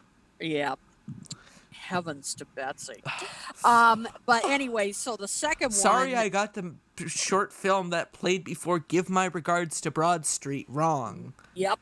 Yep. It's I don't Way think before your time. I don't think I've actually ever paid Give My That's I think the perfect example. And some of those 70s Ringo albums where the albums are readily available for like $5 a pop. Right. And I still feel like it's too much money. Yeah. I don't own a copy of Give My Regards to Broad Street, the album.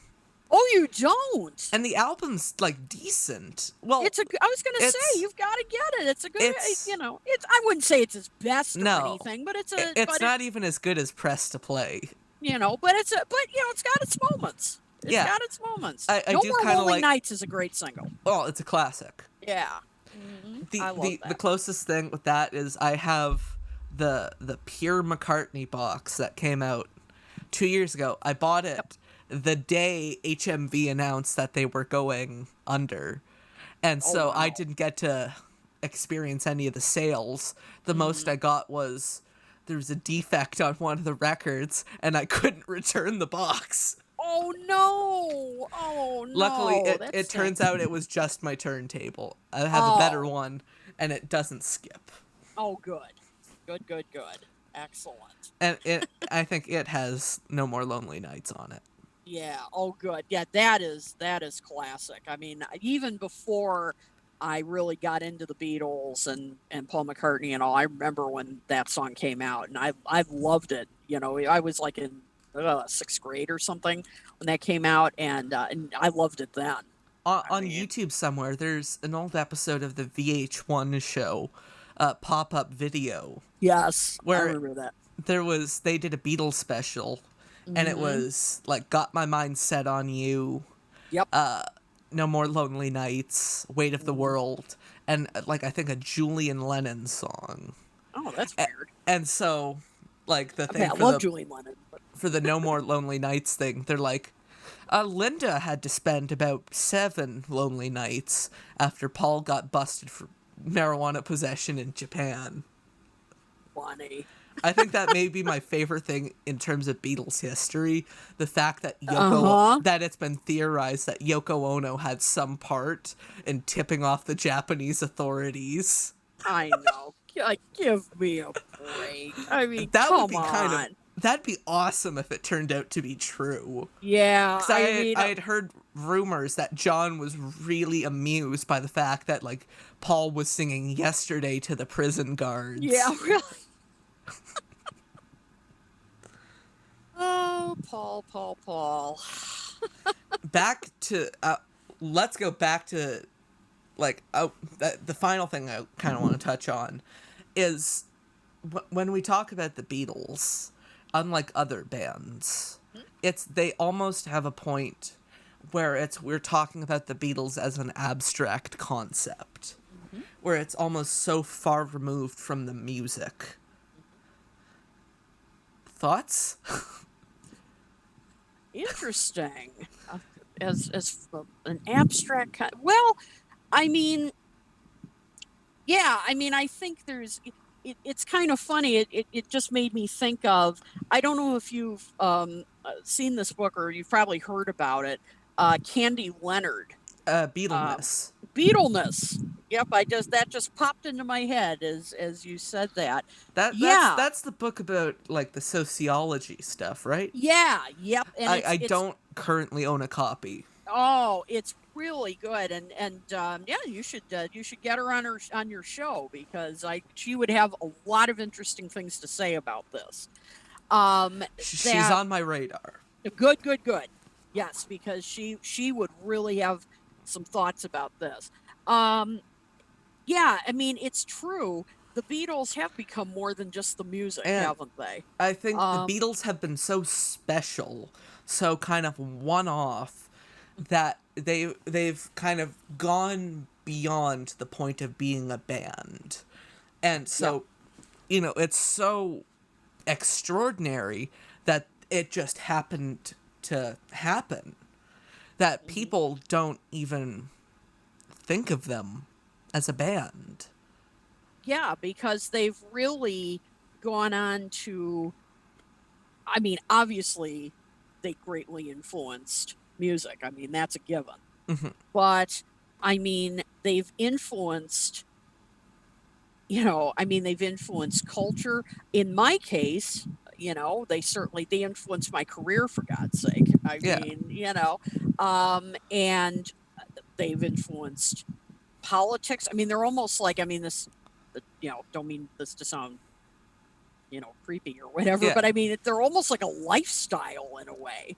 I You're mean, not wrong. The yeah, fact that, like, for a lot of people, Beatle literature is, you're an author of Beatle literature. yeah, It's exactly. its own genre. I recorded an episode yesterday entirely about Beatle literature, Oh, interesting. where That'll we be were just interesting. talking about, Beatle books that we like, and Hmm. we were able to go on and on and on and on. And he was naming, like, the person I talked to, the interview will be up soon, Joe Wisby. Hmm. He told me he has about 450 Beatles books. Jeez. I didn't even know there were that many. Wow. My goodness. Yeah, that I didn't know there were quite that. I knew there were a lot, but The only wow. Beatle books I own are written by my friends. Just Yep. kidding. I only read Beatles books that are sent to me. Yep. Joke's on all you authors. I don't know Yep. how to read. Yeah. But yeah, I mean, exactly. I mean, there's practically, it's like a subgenre now, is It Beatles is. literature. You know, Like, if at every bookstore, or at least like the big chains, there's a mhm, whole section of Beatle books. yep, There, each store carries, I think, maybe 20, 25 different Beatle books. absolutely. And we were talking earlier about fests. I mean, Well, these the fest, conventions. a yearly thing that people make a pilgrimage to. Like, for Absolutely. God's sakes, I went from a different country.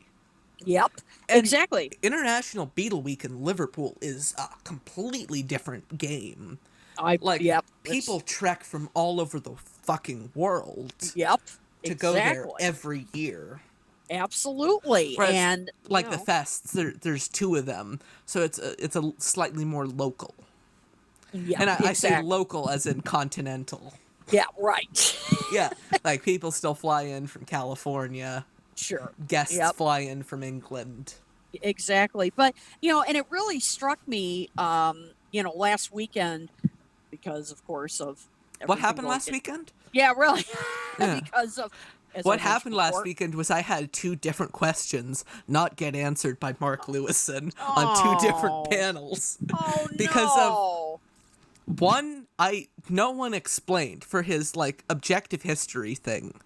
No one explained it properly how you were supposed to do the object. Like, they said something about like a show and tell thing, like, Yeah. well, go into the show and tell section, and I'm like, what the hell is that? Yeah. And no one Oh, elaborated further. And oh, so I was really? like, how do I do it? Oh no. And Wow, then that's for sad. the just general Q&A with Kenny W, Hmm. I raised my hand, but I guess I had accidentally clicked on something.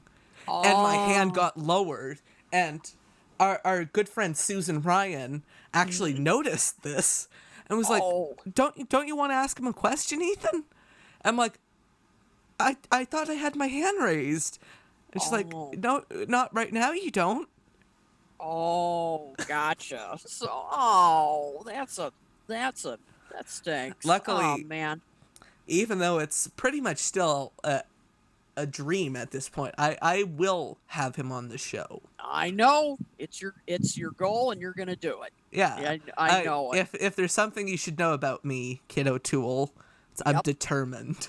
you are. I know that. I know Well, that, Ethan. You are. well, he would know that because it's like, oh yeah, so on Talk More Talk, that we're gonna talk about this, right? When I'm on, Yep. yeah, Yep. and it's like I've almost willed it into existence. I know that. I know that. And yes, Ethan is going to be a future guest on Talk More Talk. Absolutely. So be on the I'm lookout finally for getting that. invited on Beatles shows. Like Yes. I Yep. got my first in like proper invite the other day to Mm-hmm. appear on a show which shall or remain nameless Uh-huh. because nothing has been set in stone. But Okay. we already have a topic.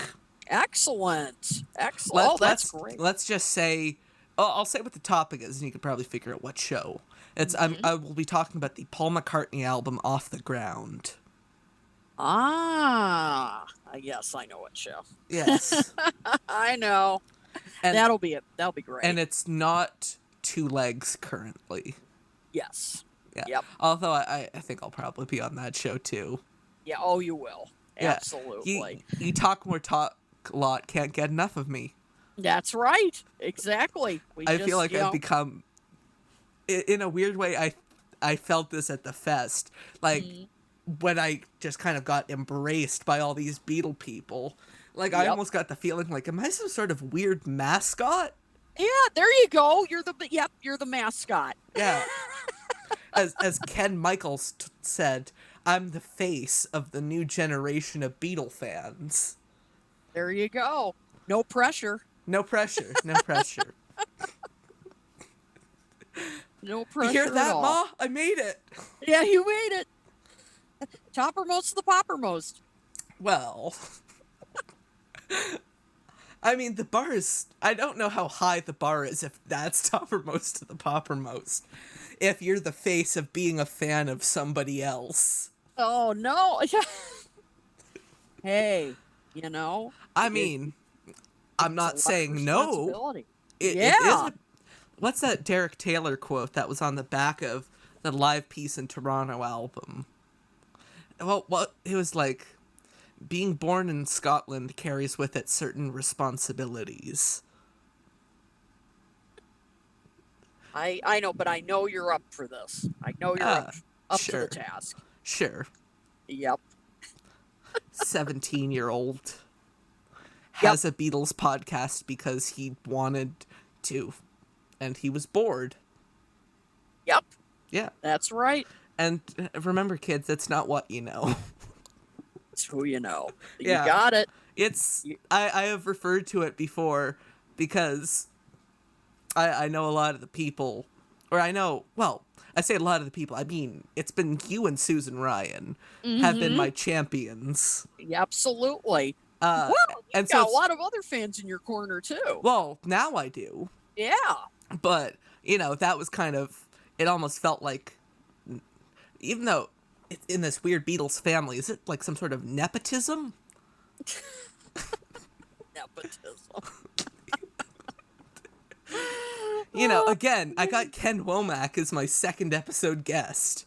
Yeah, Like, that's right. I was talking with Sam Wiles, and he said, Ken Womack is not a second episode guest. Mm-hmm. Well, I guess I proved that theory wrong. That's right. Exactly. He's just mad because I'm going to have Mark Lewison on before him. That's right.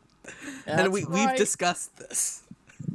Oh, funny. Well, I was thinking, like, Mark Lewison's been on Talk More Talk. Mm-hmm. Well, not been on. no. He's been at. Yes, he's been. Yeah, that was a live. That was the first interaction I had with you and Ken. That's right. Was when I bailed Ken out during the trivia because I had just happened to have my copy of Live Peace in Toronto because I had just gotten it signed by Alan White. Yep, that's right. Yep. And so I just whipped it out of the bag. Yep.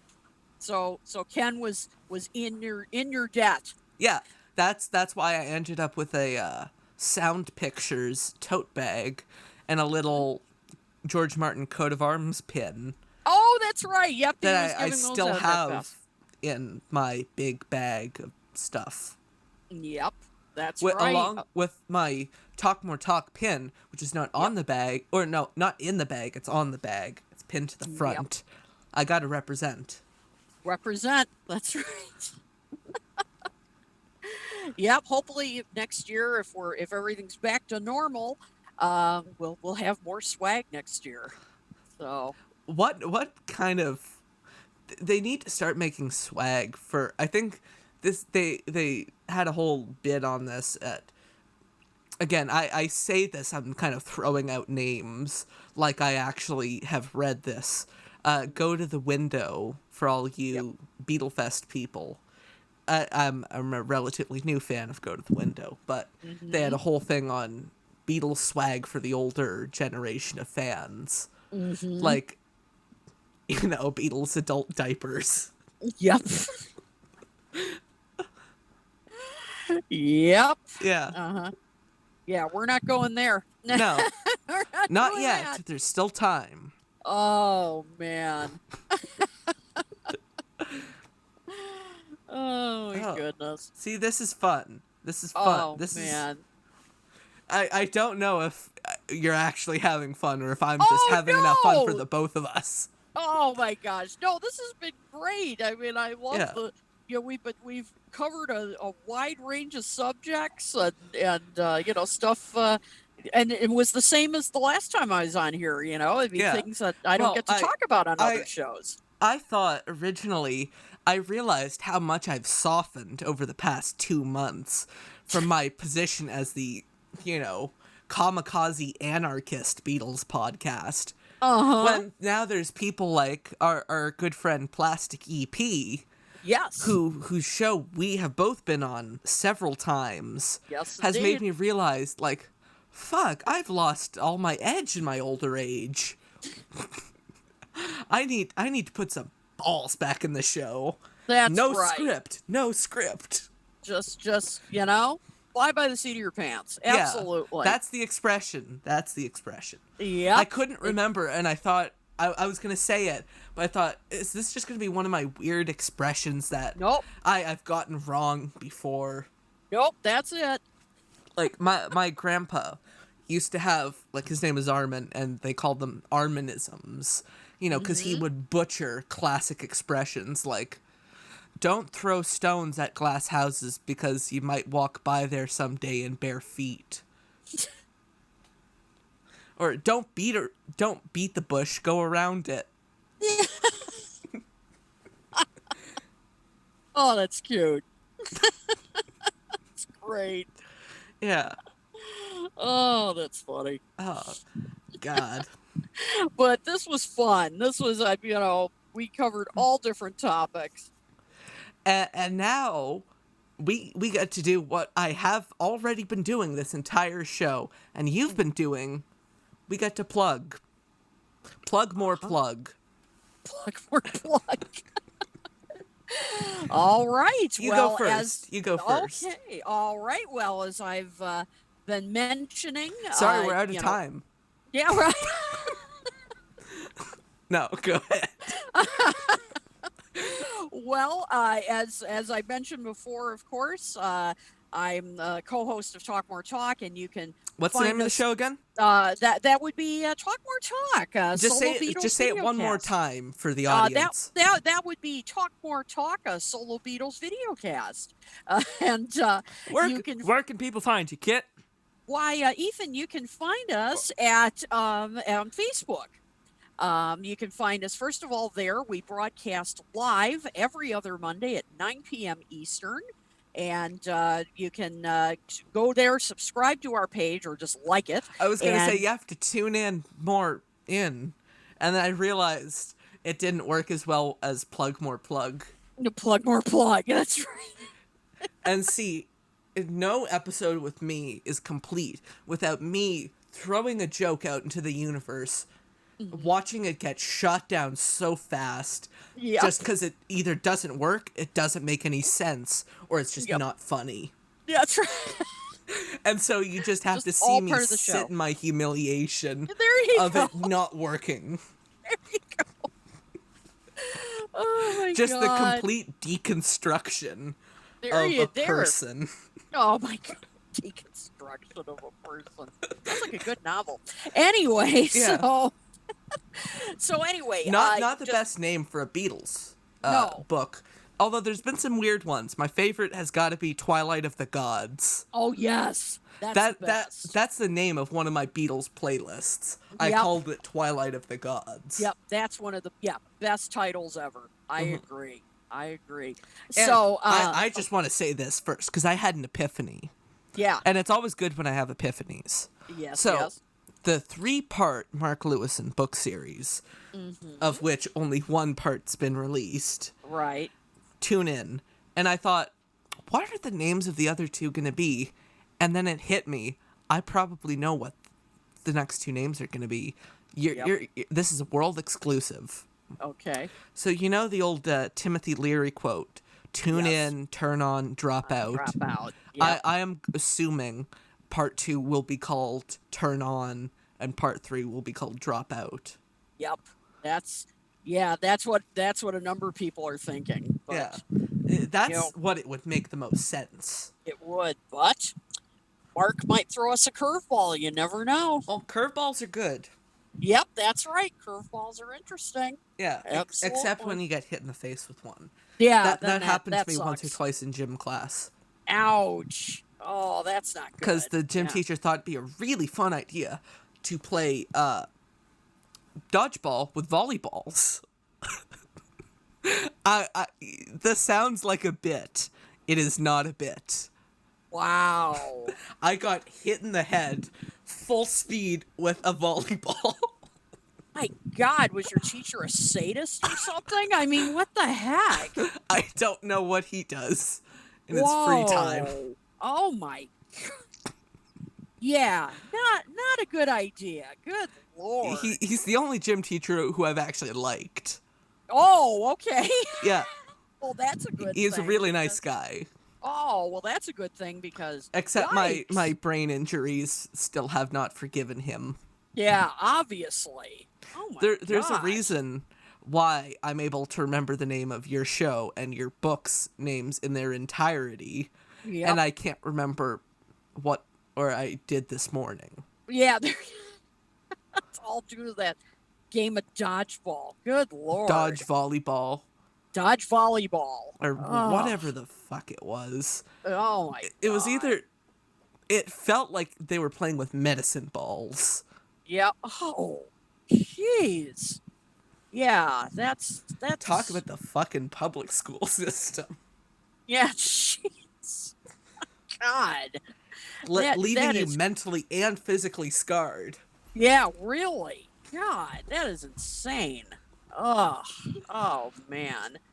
But anyway, so let me Yeah. just finish. So go to our Facebook page and hit that like button, and you'll be informed of all our episodes that are And not coming up. and non-talk more talk related episodes. Yes, and not exactly anything else we're up to. And of course, you can find us on YouTube. Just go to I our mean this YouTube in the channel. nicest way possible because we both love them. Yep. Talk more talk. Also, the Facebook page also doubles as the Ken Michaels Yes, page. but we post all our other stuff No, there I know it's too, also the two legs. and two legs, Yeah, absolutely. And I post some of my stuff there periodically, you don't and see much from Joe Mayo though. no, I wish he would post more of No. his stuff because his videos are great. Oh yeah. Yep, go to his channel as I well, I Mr. I've been Mayo. watching him since like 2012. Yeah, Like I yep, feel he like I does almost fun stuff. like I feel like his record store is like my record store. I know. Even I'm though like I hanging out don't with have all a those quirky guys. record store, like Yep. all like the store owner Joe, the homeless guy Don, Don. Yep. I know. I feel like, I mean, it should be a the clerk sitcom. Corey, and all his quirky friends and the people who call in. Call in. Yep. It's like a sitcom. It is. I mean, really, that could be a sitcom. That's for sure. And oh, and then you can subscribe to us on Podbean, Spotify, anywhere you get your podcasts. And then as for me, you can find me on Facebook, on Twitter at Kid O'Toole. At anything I'm up to, any shows such as this that I will be on, Don't anything I forget to plug post. your other reoccurring show. And so, Plastic EP. Yeah, Kid Yes, O'Toole. She's no fool. she's no fool. Yep. And you'll see both of us every That's week. That is, every if week. I don't get banned. Yeah. I will break the fourth wall. I was Yep. threatened with an expulsion Yes, you were. Yes, you were. Yep, we're because on. I told Plastic EP to go fuck himself because he Yep. asked for free Beatle Fest tickets. I'm not ashamed to admit I told him to go fuck himself because I had to pay the same $48.98 everyone else did. That's right. Yep. Yeah. So you And just every never penny know was what's worth going to it. happen. Yeah. Yep. It was. It was a great fest. So if I'm actually the first person to ever get banned from the Plastic EP show, Congratulations. it's a badge of honor. It's like Yeah. it's an empty club. So yep, you never know what's going to happen on that show. But one Except of my favorite. the only thing you know is that it's you, me, Plastic, and Nathan Liu, Mr. Shampoo. Yep, shampoo. Yep, and one of my favorite things we do on there is Name That Riff, where Ethan plays riffs from different songs, and we have to guess what it is. Nathan kicks my butt every time. The thing is, there's an inherent flaw to that game, and I say this is the guy who's playing the riffs. Nathan's in a Beatles tribute band. He's a musician. He's a musician. He plays the guitar. He's a guitarist, bassist. Yep. He knows the riffs. Exactly. So, but I hang in there. I do the best I can. Kit has won once. Yeah. Once. That's a feeling I will never get to have. Yeah, that's because true, unless Plastic EP himself starts playing the riffs. Yeah. Which, The only Plastic EP riff I can think of is bananas. We think you're groovy. I only just figured out what the fucking chords to that are. Oh, really? Oh, good. And now he's gonna want me to do that every episode.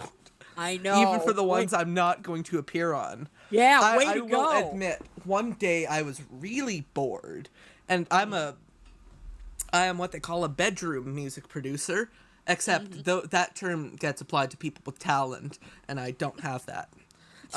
One day I thought, it'd be really funny. I was also kind of high when this happened. Yeah. I thought, wouldn't it be funny if Hey Bananas, We Think You're Groovy sounded like it was recorded by Kraftwerk? And so I did a full Kraftwerk synthesizer cover in German. So I even sent it to him. It's like, Hey Bananen, wir denken du bist groovig. What did he think? He liked it. He wanted me to post it. Oh, how funny. I have not posted it. You've not posted it? No. Okay, I was going to say, if you posted it, I missed it. The only piece of my recorded music that people have heard is the theme song to Fans on the Run. Okay. Because I don't bother with royalty-free shit. I'm going to record the stuff myself. Good. Yeah. Good for you. Anyways, is that all you'd like to plug? Yeah, I think that's everything. Yep. And I'll just remind people, also go listen to Two Legs, Things We Said Today, Ken Michael's radio show. What's it? Every Little Thing. Yeah, Every Little Thing, and Things We Said Today is yes. The podcast he co-hosts. Yep. And also, go Mr. watch Mayo. Joe Mayo. Go buy Ken Womack's books, his new book about... Let's see if I remember the title of that. John Lennon, 1980, The Last Days in the Life. Yep, you got it. I have not been sent a copy of that book. Mm-hmm. And coming in October, as I mentioned, Ken Womack and I are going to host his Tuesday Night Record Club, and we're going to be talking about Stevie Wonder's Songs in the Key of Life. I can't wait. I want to say that's October 23rd. I'm not 100% sure, but go to Ken's Facebook page. He has the whole schedule listed. Sign up. It's absolutely free, and it will be a blast. You want to laugh? Listen to me try and plug my own show, which people are actually listening to, and listen to how bad I am at plugging it. All right. Go for it. So everyone, if you're watching on YouTube, please hit that subscribe button and like the video. Even turn on that bell notification, because you'll be notified every time I upload a video, which these days is pretty frequently, out of necessity. The show, I'm not sure about this one, but all my other Fans on the Runs you can stream, as John Lennon said in Tomorrow Never Knows, it is now streaming. He didn't say that, but close enough. You can find me on Podbean, Spotify, iTunes, or Apple Podcasts, Google Podcasts, iHeartRadio.com, and probably about 50 other websites that Podbean automatically put me on. So I can Google Fans on the Run and just find that, oh, I'm on this site. I didn't know that. Awesome. Yeah. How was that, Kit? Perfect. Yep. Go subscribe and anywhere you find finer podcasts, go check it out. Well, you can find finer podcasts if you're looking for Talk More Talk. Oh no! If you want the podcast equivalent of like the feeling you get while you're watching the Maury Povich show, or Dr. Phil, you can watch Fans on the Run. Don't listen to him. He's got. I'm my own worst critic. You are your own worst critic. No. I alternate between narcissistic and like self-deprecating. That is the truth. No, don't. What does I never that thought mean? I'd say this. Don't listen to him. Don't listen to the host of the show. Don't listen to the host. Listen to his show. Any last words? Something that can be said at the end of podcasts and right before public executions. Jeez. Any last words? Jeez. Before I flip the proverbial switch on the show. Dang, wow, that's a grim finish. But no, seriously, thank you, Ethan, for having me back on your show. This has really been fun, a great discussion. I mean, gosh, what have we not covered on this episode? I can't think of much, but I can think of um, something. yeah, yeah. What happened to Michael Jackson in 1993? Okay, well, we're going to. I threw that in there just because I wanted a curveball. I know. We're Yep, talking yep, about yep, curveballs. We love you, yep. Mike. We love you, Mike. Yes, we do. Mikey Absolutely. But J. Mikey J, MJ. Yeah. But seriously, this has been a lot of fun, and I look forward to the next time. Anytime you want me back. Yeah. Well, you'll probably be. It's not even like guess or name that riff. What does he call it? It's Uh, he calls it something else doesn't that he? I doesn't. thought it was named. I It thought it was named that riff. Maybe not. it should be called name that riff. That's what it should be called. Yeah, but Yeah, I don't know. but it's an unjust world. Yes. Yeah. Mm-hmm. On that delightful note, thank you for listening out there, you lovely audience who's put up with me for all these many months. As I say at the end of every episode, you can go home now.